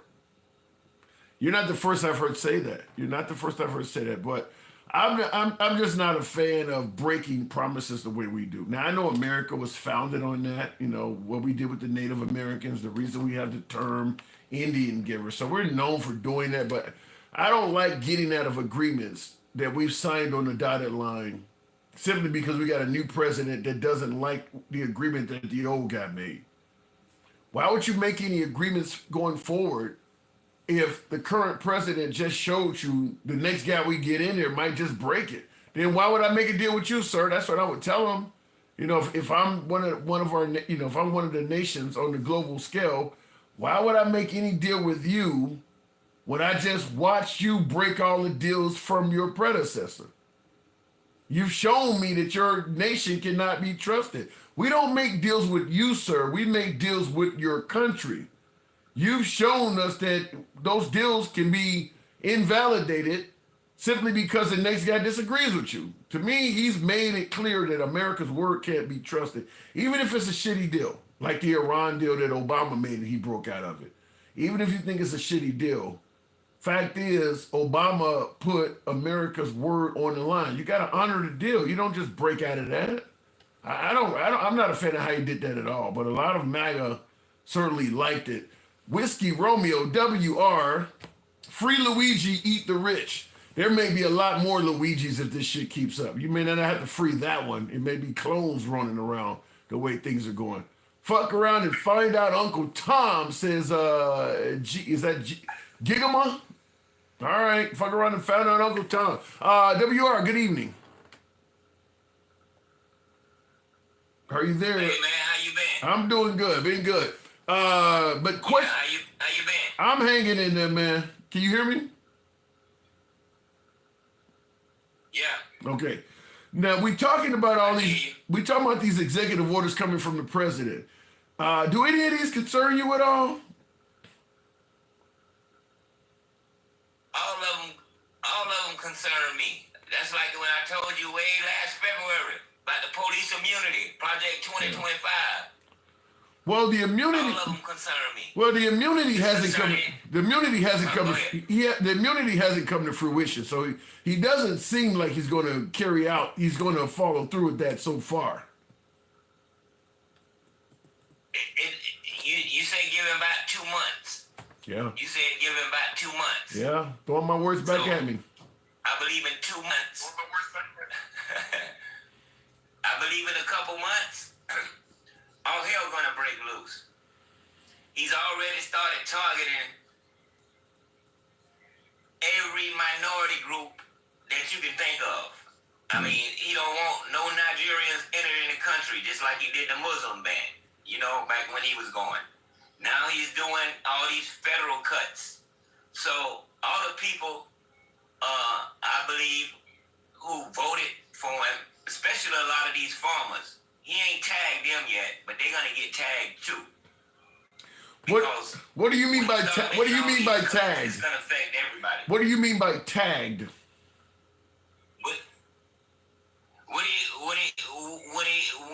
When he start enforcing regulations and start denying them all that federal funding and all that help they've been getting with them farms. So all this coming down the line. Yeah, but he set up and he ran on Project 2025, but he denied it. But everything he said he was doing, people didn't listen to. If you would have went and read Project 2025, you would have said, "Oh, that's in there. Oh, that's in there." That's why he took it down so quick. But let me ask it to you this way, because Michael in the comments has somewhat of a disagreement. He says Trump is simply bringing the federal government back into the chains of the Constitution. So he's saying that Trump is not going out, not going out of pocket. He's just simply trying to rein in the federal government. How do you respond to people that have that mindset?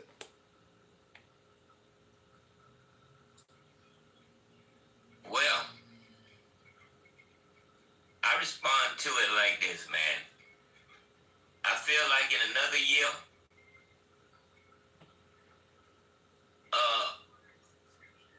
it won't be no federal government. Everything gonna be ran just like he's trying to do it now, with all his what you call them, his loyalties. Yeah. You got Elon Musk screaming, talking about not taking the FDIC off the banks. So when that happened, wow. he already did that. Yeah, when that happens, yeah, he don't want the banks to be secure no more with FDIC. Why? So, I mean, you got two people running the White House. Why would he not want Two that? people running the White House. Well, because when he break you, I mean, I think it's an attempt to break the whole country and let the billionaires run the country. That's just my opinion. You know, I could be wrong, but the way I see it and the way everything looking, it's more looking like I want to say monarchy, but it's pure dictatorship, man. I mean, you got to look at it. You actually got to look at what he's doing. He's turning all our allies against us. America, we probably won't never stand alone. We might have a few friends, but our security ain't gonna be like it's supposed to be. I mean, when you start taking, put headset in the general's place and let him run the Department of Defense and stuff like that, and all he ran was a microphone, we got a problem. You said all he ran was a microphone. I mean, wasn't he a majorist? He had a little rank, didn't he? I mean, very low, but he did have a rank, didn't he? I think he was in the military. I ain't sure. Yeah, he was in the military. He was in the military. He was. I know that. Yeah. He was in there. Then you got this guy with all these supremacist tattoos back in during COVID when the FBI came out and said all the institutions, the army and all these little other institutions flooded with white supremacists. I mean, they gave a report on it. Yeah, but report on it. Yeah, we did a show on Pete Hegseth's tattoos, though. I think there is some plausible deniability to his tattoos, though. We talked about them on one of my shows about a week or two ago. So, because I want to ask you a question, man. Sure. That man called you a Marxist yesterday, man. Look, I run a political show. People call me everything. I got a guy on here right now that's calling me an Uncle Tom, man. People call me every damn thing. That's why I'm okay with free speech. I'm okay with free speech, and unfortunately, it invites fools to come on the program. I don't ban them. As long as they don't get ridiculous with it, say what you want. I mean, I get called every damn thing, man. Right. And I like how you handle that. You just let him talk, and you talk back to him, you know. But people gonna go out there and always put you in another category when you got your focus on the right thing. Yeah. If you don't, right thing, somebody else. Yeah, in politics, if you don't agree with the person you're talking to, they generally have something negative to say about you. I mean, whether it's on the left or the right. I mean, if you don't agree with what they're saying, they usually they don't view you in high regard.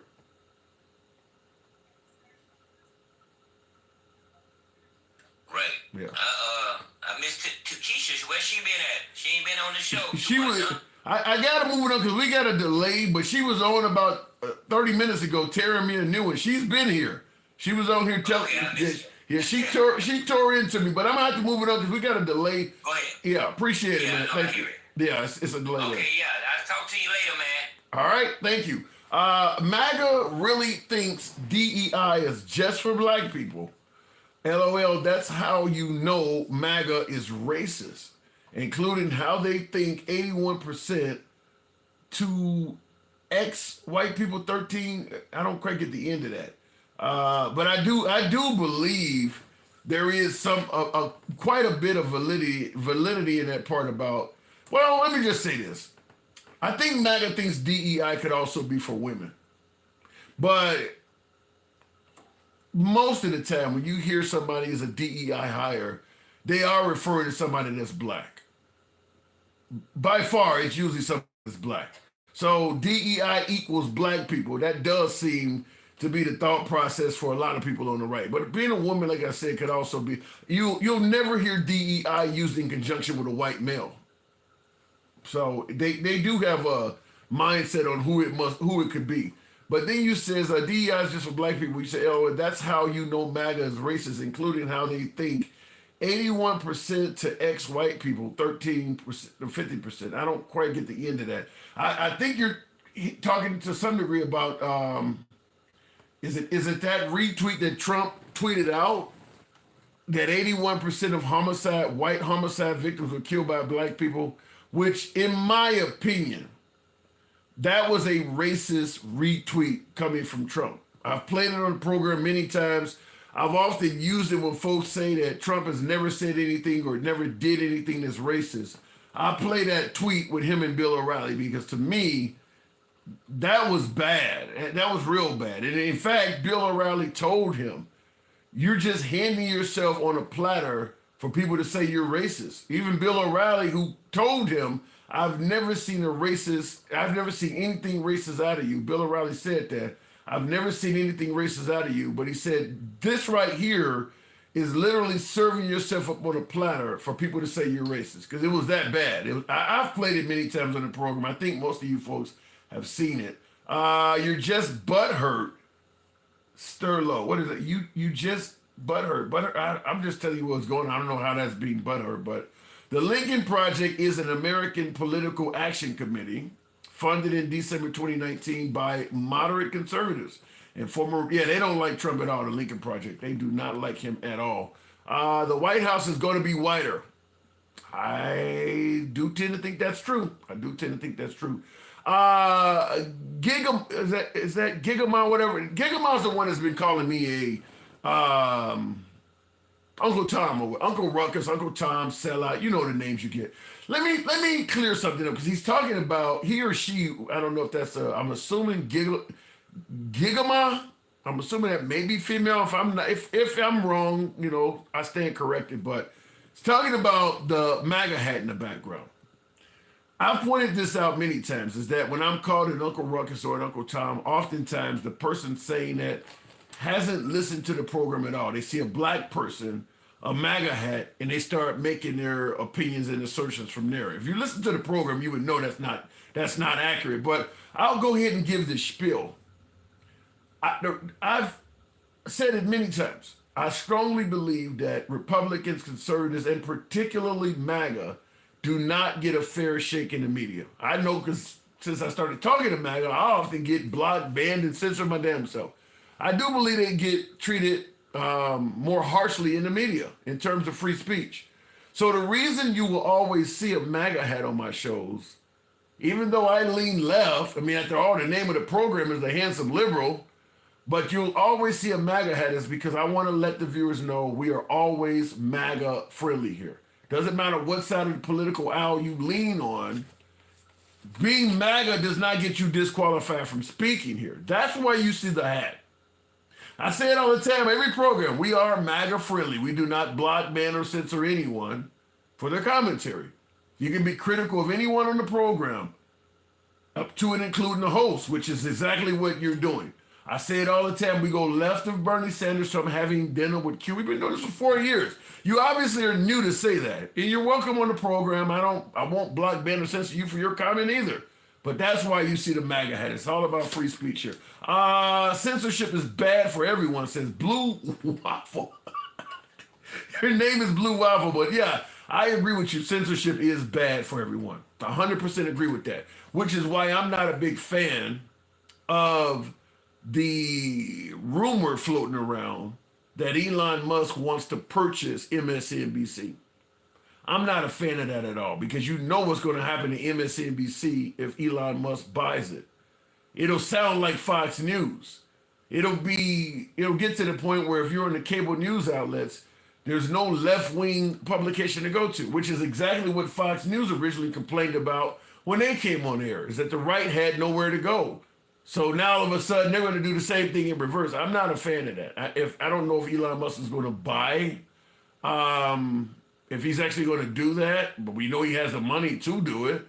And I suppose MSNBC, they like money. They have a price. We don't know what it is, but I'm sure he could purchase it if he wanted it. I don't want to get to the point where we have state TV, where everybody, everywhere you turn, it sounds like Fox News, where they're just kissing Trump's head. I'm watching Fox News the other day, and they talking about folks suggesting that they want to put Trump's face on the side of Mount Rushmore. I don't think it's going to come to fruition or not, but a news network shouldn't be entertaining no shit like that. That's kissing ass right in your face. A whole segment on the possibility of putting Trump's face on the side of Mount Rushmore. That's the kind of stuff I'm talking about, where I don't watch Fox anymore. It's not critical of Trump at all. Even the pardons on January 6th, they were mostly favorable to that stuff. The same network that would have tore Colin Kaepernick apart for taking a knee during the anthem suddenly had no problem with MAGA climbing on top of the Capitol building and taking down the American flag and replacing it with a MAGA flag. No problem with that disrespect. Taking the knee during the anthem is disrespect to the anthem. But singing the anthem with a bunch of folks that are currently incarcerated, a presidential candidate doing that, by the way, you're suddenly okay with that. I'm not talking about the witch hunts. We can talk about witch hunts and shit later. I'm just simply saying what MAGA was doing is something that MAGA would have found disrespectful to both the anthem and the flag if anybody else did it, including lifting the flag back up during the time when we were mourning the loss of Jimmy Carter just for his own inauguration purposes. All of that stuff's disrespectful. And he got total pass. Fox News would have criticized any left-winger that did that. Suddenly they're making all sorts of excuses for why it's okay. That's the stuff that made me tune out from Fox News, is that you're no longer standing on conservative principles. You're just blindly defending Trump. I'm fine with standing on conservative principles. That's what made me enjoy watching it. But when you started just blindly defending him no matter what he did, middle of Fifth Avenue style, it just became, hard to stomach, hard to watch. They are still standing on conservative principles. No, they're not. Pardoning the January 6th folks, that's not a conservative principle. No way in hell is what Ashley Babbitt did a conservative principle. They don't stand on that. Remember, Colin Kaepernick was protesting cops beating up black people. He was not protesting the right way, doing it while the anthem is playing. Ashley Babbitt is breaking through windows and shit in protest, and that's okay? No, they're not standing on conservative principles. They're standing on Trump. That's it. They're defending Trump, whatever. I don't think meeting with Kim Jong-un or meeting with Vladimir Putin in private and taking the notes from the interpreter so nobody knows what you're talking about, they wouldn't have supported that if Obama did some shit like that. That's not standing on conservative principles. That's standing on Trump. That's what caused me to tune out. If any of the MSNBC folks or CNN folks were seen at an Obama or Biden rally on stage telling the voters that this is the right guy to vote for, and then they're on CNN or MSNBC, that would be all over Fox. But that's exactly what Sean Hannity, Laura Ingraham, Judge Jeanine Pirro, Jesse Waters, all of them have been at Trump rallies. All of them. This is all of the stuff they started out criticizing. They're doing all of that stuff now. That ain't standing on conservative principles. That's standing on Trump. Real quick, looking in the comments, they also wear the American flag and ties it around their neck. Is that a disrespect to the flag code? I suppose you're talking about. It's no Republican Party. It's the Trump kiss the party ring. Fox News is doing that. Kiss the ring, yeah, they doing that. I mean, you've had so many members of the Fox News crew either leave the network and go work for Trump or leave Trump's administration and go work for the network. I mean, they're like interlinked. You can say what you want about MSNBC or CNN. Neither one of those networks are connected to any liberal candidate as much as Fox is to Trump. You don't see MSNBC people introducing the presidential contenders and shit like that and riding on Air Force One. I mean, yeah, Fox News is definitely in the camp for Trump. There's nothing unbiased about that at all, what they're doing. I mean, they might as well just be campaign bros. Looking in the comments, Trump said he wasn't even going to run for president if Biden was doing a good job. Said Florida Blondie. I don't know, because Biden said he wasn't going to run for re-election. He lied. He said he wasn't going to pardon his son. He lied. The idea that if Biden was doing a good job, Trump was not going to run for president, I don't buy it. My guess is no matter what Biden did, Trump was always going to say, well, he didn't meet my standard. He didn't do a good job. Trump was going to run for president. I mean, he literally never stopped holding rallies. In fact, he didn't think Biden was legitimately elected. So why would he say, I'm not going to run if he does a good job? You think the guy's a fraud. And he's been saying that from day one. So no, he was not going to, I definitely don't believe that. He was going to run again. Continuing on with the program, let me see in the comments. You guys are tapping the screen. Can we get to 80? Almost 80? Mitch McConnell is the only person who could have stopped Trump from running. You're talking about with the January 6th impeachment.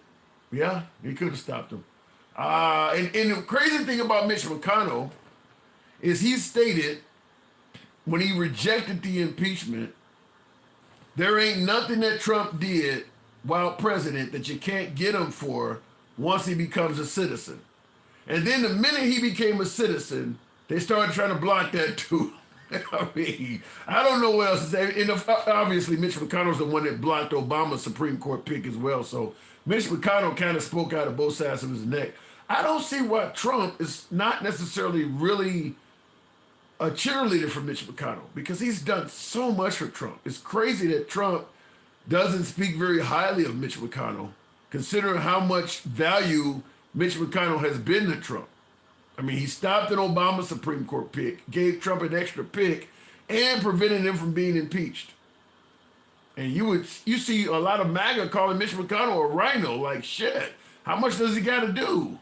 The rich people don't think you're special. They view us all as cattle, says Ron. Well, they do view us as labor, so I can see the similarities of what you're saying. Never heard this name before. Sounds like a creative player in Madden name. I don't know what you mean by that, Sean Hassan. All nations were born with borders. The line you don't cross without permission. You know, I already know it. You want to say that all nations were born with borders, a line you don't cross without permission. To me, America makes a terrible messenger for that. Even though that's true. Real Life in the comments. Real Life says all nations were born with borders, the line you don't cross without permission.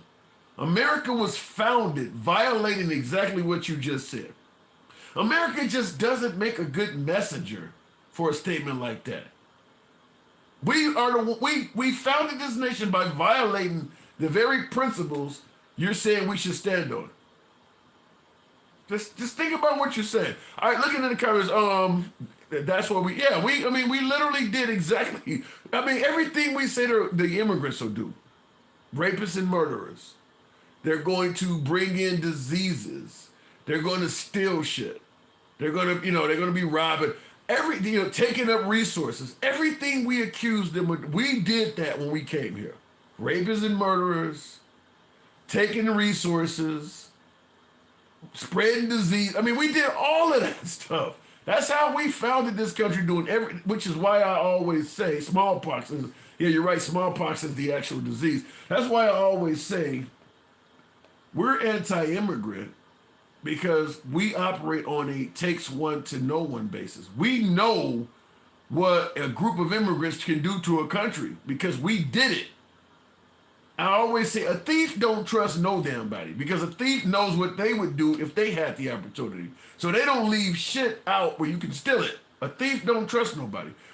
We have a takes one to know one. We're not very welcoming to immigrants because we know what we did when somebody welcomed us in. And I'm not just talking about Hispanics. We were not very welcoming to the Irish, the Italians, the Polish. We didn't even let Jews in after the Holocaust. We have never been very welcoming to immigrants. Right now, you got Afghanis that helped us out during that war, snitched on their own people. They were promised to be allowed to come here, and we even putting them on hold, knowing damn well that if the Taliban get their hold on them, they're going to be killed. We're not even letting them in. So America really operates on a takes one to know one.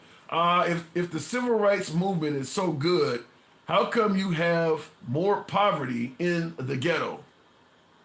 Did you really ask that in real life? Now, you're saying that the civil rights movement is so great, how come you have more poverty in the ghetto?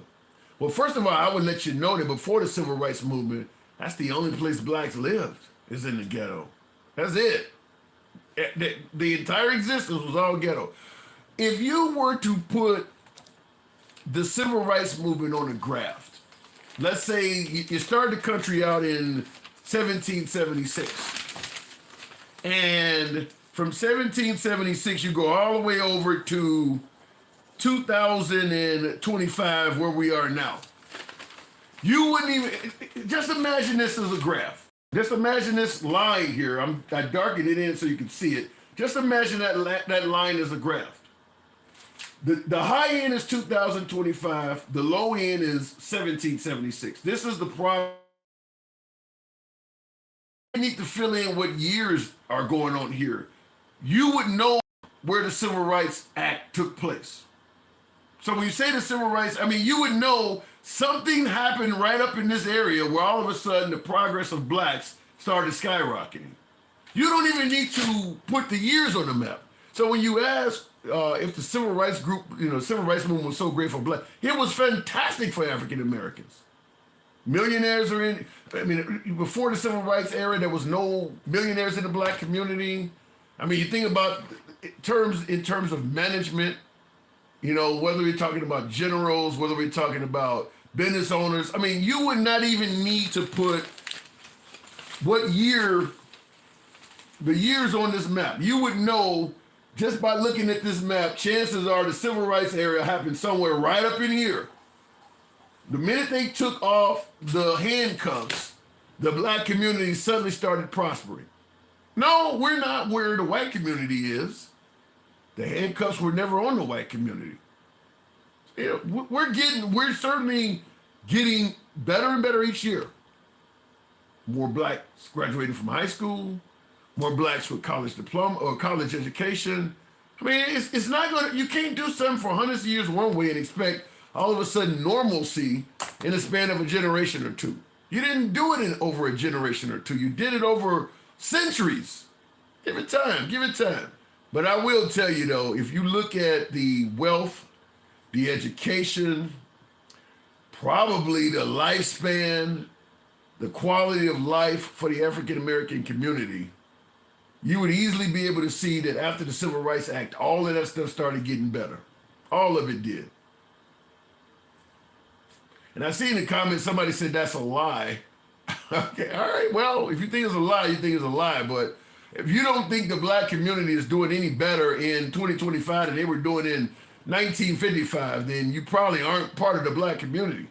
I can tell you for a fact, myself, I am the first on my family tree to be born with civil rights from birth. I was born in the early 70s. My mom was born before civil rights. You look at the black community now, they're going on vacations. They're able to afford their own, they're buying brand new cars. They own homes. You go back before the civil rights era, the quality of life for African Americans was significantly worse. As you brought up the ghetto, that's where they all were living. They didn't have the freedom of movement. They couldn't live places. They couldn't open up businesses anywhere. It was worse. If you don't see that, yeah, you just got your eyes closed. If you are unable-bodied, then get a job, stop living off the government, says Florida Blondie. I don't know what that means. I don't know any black person that's collecting welfare. To me, that's kind of the racism part of it, is the assumption that blacks are just lazy and they all live. You know, the crazy thing is, the group of people that were brought to America and forced to work hard for not a cent at all is the group everybody's calling lazy. Not the group that forced everybody to come over here and do their work for free so that they could sit in the house. That's not the lazy group. The group that was in the field sweating their asses off, those are the lazy people. That doesn't make sense to me. The group that keeps hiring immigrants and shit for cheap to do all their labor. When you look around America and you look at the people out doing the hardest jobs, the sweaty jobs, the menial blue collar, it ain't white people. They got the job sitting behind desks. But these are the people that's lazy. The ones that are sweating their asses off, standing up all damn day, them the lazy people. The dude that's sitting behind the desk typing out there, oh, he working his ass off. He the hard work. You need to see what is actually going on around you. The group that worked for free for damn near 400 years, they all lazy. And that makes sense. And that makes sense to some people. I guess it's called makeup. I don't know what it's called, but it's insane. That the group that brought people over, you got folks in your crib making up your bed and breastfeeding your kid while you sitting outside doing whatever you want to do, and you calling that person lazy. You the hard worker. You're not even breastfeeding your own damn child. You're calling that dude the lazy, that person, that girl, that man. Can somebody make this make sense? Really? I'm a blue collar Republican. I don't know what lazy is, says Cedric Hayne. Appreciate that. That's how we all should be. But I don't know why folks look at the African American community and say they're the lazy ones when you look at the history of how hard the African American community had to work. If you want to say this generation has a lot of lazy people in it, we can debate that. But African Americans, I'm talking about like the Rosa Parks and type people like that. Them folks work their asses off. They work their asses off. You would have folks tell you and lead you to believe that being lazy is just something that's part of black culture. Then why the hell would you use that group of people to make as slaves if they're lazy? Doesn't even make sense. Doesn't even make sense at all. This is why they don't, I agree with that when he said this is why they don't want CRT and DEI taught so that ignorant people can ask foolish questions as if blacks never did anything for themselves. Yeah. Because if you just use common sense at the work that a slave did versus the work that slave masters did, it's pretty clear who's working hard. It's pretty clear what's going on. Divided we fall. Remember that. Paul, I cannot agree with you anymore. I agree with that 100%. African Americans are some of the hardest working people I know, says Chris. Yeah. I mean, even when we talk about being lazy and work and living off the government, that shit ain't been around that long. What was it, Lyndon Johnson or FDR? When did welfare come about? That ain't been around that fucking long. What do you think they did before that was around? So yeah, the lazy stuff don't make any sense. And they are doing better and they are doing better than me, some of them. Right. You shouldn't have to say, no, Blue Waffle, you shouldn't, but people have this mindset. Smoking Kamala pack all 2025. What does that mean? Smoking Kamala pack. No clue what that means. If DEI is a good thing, why do people not like being called a DEI hire? Because you're calling a whole lot of people DEI hires that are not. That's why I mean, Kamala Harris is the perfect example of me, of somebody that's been called a DEI hire that's not. Same thing with the Supreme Court justice. I mean, a DEI hire is somebody who, if they were, let's say, whatever you hired them for, maybe they were a woman, maybe you hired them because they were a person of color. If you weren't a woman or a person of color, you wouldn't be able to get this kind of job. You don't have the qualifications. They're saying that about a lot of people who do have those qualifications. Because I've said before that if Kamala Harris' resume belonged to a white man, she would be qualified. Attorney General, District Attorney of the whole state of California, or whatever it was. Actual U.S. Senator. There's only like 100 of those. She made U.S. Senator, was voted in to make that. Vice President, now she's running for president. If her resume belonged to a white man, she would be qualified. So yeah, I do believe that you're calling people DEI hires that are not DEI hires is what's pissing people off. And also what pisses people off is what I always say in the program. We never called white males DEI hires, even though they absolutely were getting positions simply because they were white males for most of America's history. You could barely even get a bank loan if you were a woman or a person of color throughout American history. Only white males could get that. White males are DEI everything. Gigs, getting pit position. Even President Trump. When you think about the era he came up in, where his dad gave him $1 million, I got $1 million loan for my dad, and I did. If you had a loan Obama, let's say Obama was Trump's age. Let's say somebody like Morgan Freeman, who's older, actor Morgan Freeman. if somebody had to put $1 million in his hand at the same age they put $1 million in Trump's hand, he couldn't have done half of the stuff that Trump did.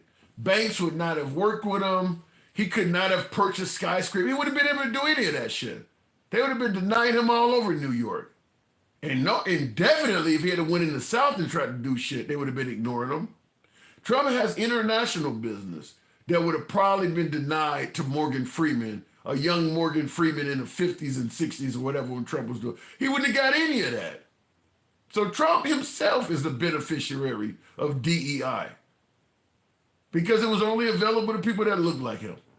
So all of a sudden now, people of color, females are able to get a little bit of an edge and it's all of a sudden wrong. What do you think we've been doing the whole time? Why do you think DEI became the rule of the land?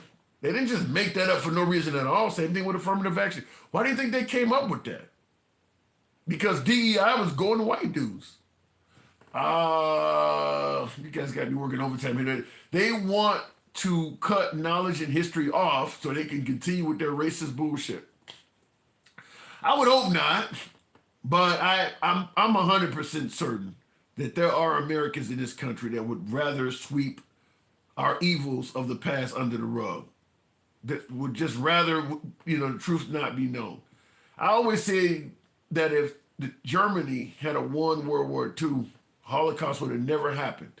Yeah, there's a few million Jews missing, but it was a war. That's what kind of happens. A lot of them probably fled and went to distant lands and just are under the radar. They'll turn up. They would have never told you what they did.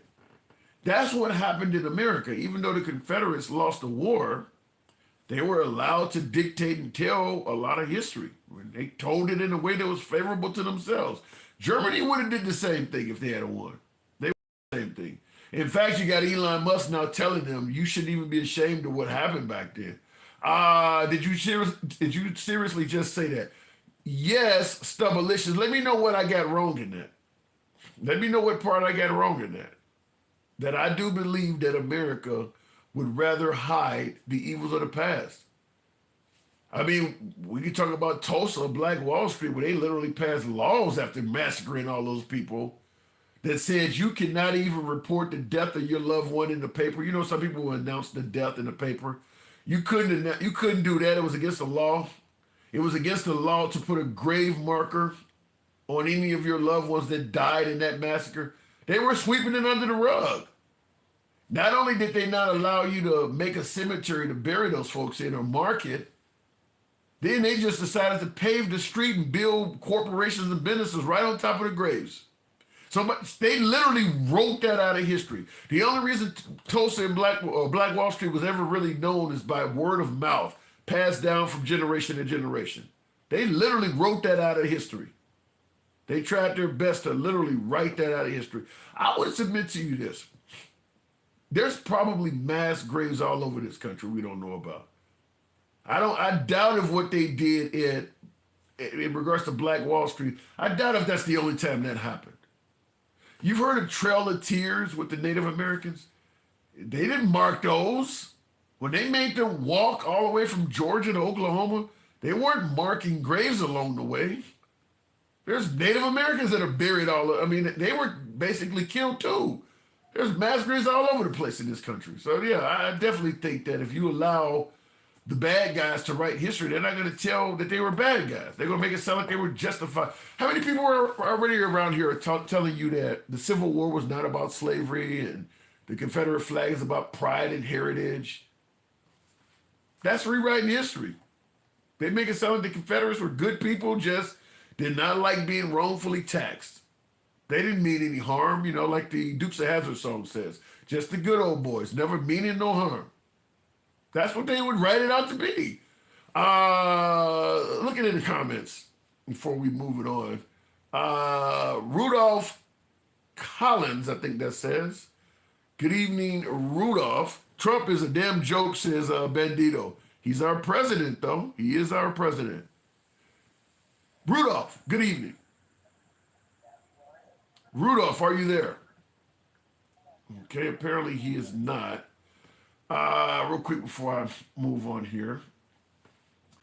The law was a landmark piece of legislation that created, among other things, the basic framework that guided the nation's public welfare system for 60 years. January, I don't know what you're talking about there, Angry Baker. I don't know what that's in reference to.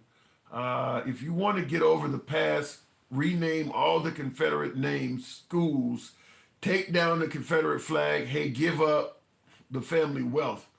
That ain't gonna happen, Marlon Burrito. But I will say this: I'm not saying to give up the wealth. That would be difficult to do, but certainly, if you want people to get over slavery, waving a Confederate flag around would probably be something that needs to stop. Now, I know my MAGA folks would be repulsed by someone like me suggesting you need to stop waving a Confederate flag around.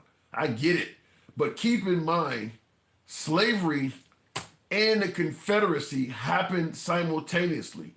So if you want to wave around the Confederate flag and say, I have a right to do that, but the people that were being oppressed by that same group, they need to shut up about their history, that almost seems oppressive in itself. These events are happening at the same time. Slavery and Confederacy were happening at the exact same time. So it's like we're telling the Confederates, you can talk about your ancestors. We just don't want to hear about the Negroes. We don't want to hear what they got to say. The events are happening at the same time. I mean, if you're celebrating your ancestry by waving around the Confederate flag, you're likely going to remind me of mine. Mine is not very pleasant. So you can't tell me to shut up while you're celebrating. They're happening. These events are not hundreds of years apart. They literally are happening simultaneously. How do you get to celebrate your pride and heritage, but you're repulsed by hearing about mine? When your heritage did it, I don't understand that. So I do agree that if you want to get past slavery, the first thing you need to do is probably put the Confederate flag on the shelf. And I still have no idea what the hell the South will rise again means. But I'm sure it's not friendly. I'm sure it's not a friendly phrase. You're talking Black History, Tim. I'm talking too fucking late. That's what I'm doing. Because they think they're better than us. But the joke's on them. We will prevail. I don't know about the prevailing part, but there's no denying that if you want to talk, if you believe you should be able to talk about your ancestry, but the other side can't, yeah, there has to be some supremacy in that. There has to be something about you that make you think you're better. You want people to get over slavery, you got to stop talking about everything from that period. Like, for instance, Trump is going to rename, I think, one of the military bases back to the name of the Confederacy. Well, chances are people going to bring up all of the negative stuff that was happening for the person you name it after. People going to bring up what that person was doing. You're not getting over slavery by doing that. I mean, do we just walk around and pretend like General Lee and Stonewall Jackson and Sam Houston, these are just all great people fighting for a great cause? That's not true. That's not true. And that's what some folks want us to believe. Blue Waffle says, stop playing the victim. I don't know what that means anymore. Because I didn't see anybody saying that in regards to Ashley Babbitt. I don't know what it means. I mean, can you only play victim if you're a person of color? I'm curious. Tell is about it before you say bullshit. I don't, Blue Wall, the grammar there, I can't rewrite it because I don't understand what you're trying to say. Do they not know the South parts of countries are always the poorer parts? In America, it definitely is. Some people think they're better because their skin is lighter or lighter skin tone. Okay, I'll leave that alone. Blue Waffle, no, you just doing it. Blue Waffle, I don't know what you're talking about. If you explain it, if I'm wrong, I'll concede, but I don't know what you're getting at there. Your wording of that is hard to make out. Now you can be trans and be a victim and overweight. All right, it's getting late. Anyway, so it might be that time. I appreciate you folks tuning in. 90. Yes, tap the screen. Thank you very much for that. Do you know what a carpetbagger is? And the last time that word was used. I've heard the term. I don't know what it means though.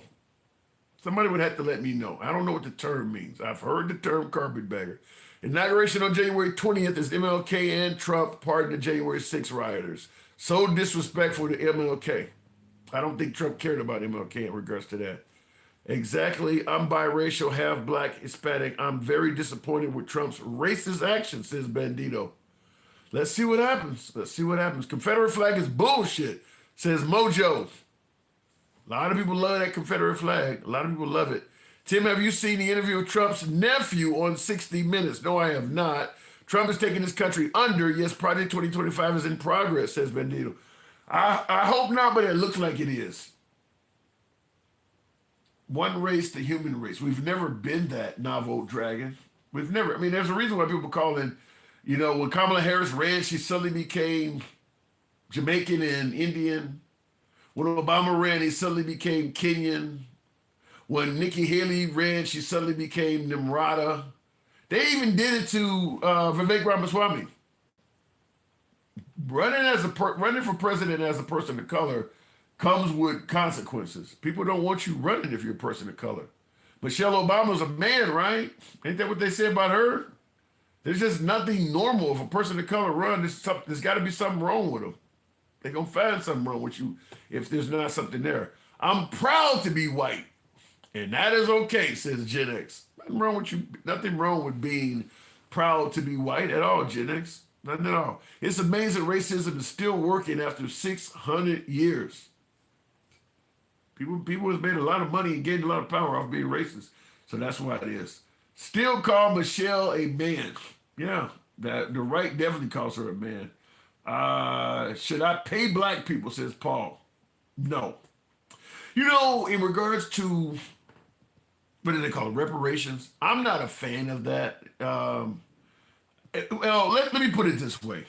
I do believe you could do something, whereas it's not just giving somebody a bunch of money to go out and buy some rims or buy a pair of Jordans. I'm not a fan of that. But there were some things that were denied to African Americans that I think could be used as a form of reparations. They couldn't purchase property. They couldn't get an education. I think there's another one I used to say. I can't think of the other one. But we know they could not purchase property for most of America's history. And getting an education was virtually impossible for most of America's history. I would say education for African Americans could be essentially free. Not these big, thick loans, but essentially free for a certain period of time. Because an education allows that person to be a productive member of society. That's not giving them money to go out and buy some rims or go out and buy a pair of Jordans with. That's making them a productive member of society that's going to eventually possibly lead to them paying higher taxes, and society benefits from that. So education, and I would say probably either no or very low property taxes. So when they purchase a home, they don't pay taxes on a home for, you know, for years and years and years. Because those are the things that were denied. They couldn't buy property and they couldn't get an education. And both of those things, you don't even get to the, or we can even say no, you know, give a business permit. If you want to open up a small business, we won't charge you the permit fees or whatever's associated with opening up a small business for several years. Because now you're doing things, but you're only doing it for productive members of society, which helps us all out. I'd be okay with that. I don't think I'd have a problem with that. No, I'm not MAGA. Lil, is that Lila Texas? No. No property taxes for 200 years. It's going to be hard to get people to give black folks anything. They didn't even want to give black folks Juneteenth, which is a holiday to memorialize the fact that they were free. I had live on that day. People were against Juneteenth becoming a holiday. So getting any type of reparations is going to be damn near impossible. They didn't even want to mark. A lot of folks do not even know the official day or year that blacks were free from slavery because they didn't want to do it. The country didn't want to do it is the reason they didn't mark it or they didn't actually honor it because they never really wanted to do it. Lincoln kind of forced that to happen. We really didn't want to do that. How about no U.S. taxes, just tariff all the other countries? I don't think they want to give, I'll just say this again. I don't think they want to give black people anything. The goal is, look, we freed you, shut the fuck up. That's kind of the message. We gave you your freedom, you're free, shut the fuck up. Find your way. I mean, because right after we got freed, they literally let them off the plantation and did nothing for them. I mean, it's like getting released out of jail and they don't give you anything. Just, you catch a bus back home and they just kick you off the bus. Find your way. That's kind of what they were told. Shut the fuck up. Tim, when he cut all these federal programs, is he telling you what he is going to do with the money? No, he's not. Don't you think you play a part in this? You legitimize a side of fool lunatics. Some say that, me speaking with MAGA is legitimizing them. I think sometimes MAGA has a legitimate point. I mean, Biden's stance on the border, both him and Kamala Harris, MAGA had it right on that. I think most of America does not favor the left not being able to describe what a woman is. MAGA has a point on that. Sometimes some of the stuff they say is legitimate, which is why I like to hear both sides. The left ain't got it all right. The left say dumb things too. So no, it ain't legitimizing. It's free speech. And it's not like all the speech coming from MAGA is wrong. There's a reason why he won by so much. So it ain't that. It's not that I'm legitimizing it. I am willing to listen to a point, no matter what side it comes from. And there's a lot of points that MAGA make that are accurate, in my opinion. So if that's legitimization of it, okay, we'll go with that. But I don't think it's legitimizing it. I think I'm listening to both sides. As long as you choose to divide the people, it's not going to be good, Paul Warner. Well, look, unity starts at the top. It don't matter what the fuck a YouTuber or a TikToker does. If the president is running from a campaign of division, we're not going to unite under that. It's as simple as that. It's not up to you and me to unite. That's supposed to come from the top. As long as Trump is running an administration based on division, that's what you're going to have in this country. You're not going to have unity because Trump is telling me or telling you we shouldn't like each other for various reasons. So we're not going to like each other because people believe what he says. So yeah, I get what you're saying. We do want to unite, but liberal tears, snowflakes, fuck your feelings, you're not going to unite under that. And he's president. So if you want to refer to something Biden did, like Ultra MAGA or Dark MAGA or whatever, while you may have a point, he's not the guy at the top anymore. Trump is. And Trump is not correcting that stuff. So you're not going to get unity with Trump the way he's run. I mean, did you see his Thanksgiving or Christmas internet messages? That stuff was divisive as hell. You're not going to get unity under that. No reparations, says Novel Dragon. That's probably what it's going to be. Can you say with a straight face that the Biden presidency was good? No, I can't. And I don't think history will judge Biden's presidency as good. But there's a very good chance it will judge Trump's as worse. There's a very good chance that if Trump keeps doing some of the things he's doing, his presidency would be President Biden's presidency, George H.W. Bush, Desert Storm, Desert Shield guy, 1988 to 92. Biden will be along something like that. Kind of like, he sucked on the border. H.W. Bush had to read my lips, no new taxes. I mean, it'll be a presidency that came and went. If anything, Biden will probably be most known for his presidency being in between Trump's two presidencies. But Trump's presidency, on the other hand, unless he does something magnificent, he's going to be known for saying the election was stolen. People going to probably be saying he tried to stage a coup 100 years from now. People going to be showing the videos of what happened on January 6th and saying he pardoned these people. Ain't nobody going to know about Black Lives Matter 50 years from now. So that argument ain't going to come up. So I don't think Biden's presidency will be viewed all that successful, but I do believe that unless Trump does something fantastic, his might be worse. His handling of the pandemic is going to be something that, folks do not want to replicate. So his could be worse. I really think so. If he don't change that, his could be worse. Can you say the Obama administration was any better?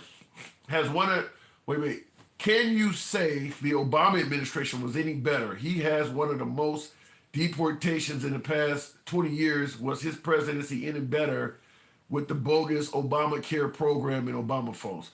Well, just to clear something up, the Obama phones came from George W. Bush.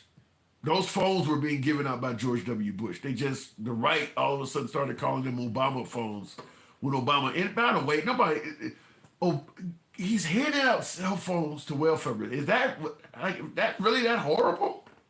Obama phones. Like, you're bringing that up 10 years from now, 10, 15 years. I can't even believe you're bringing that up. But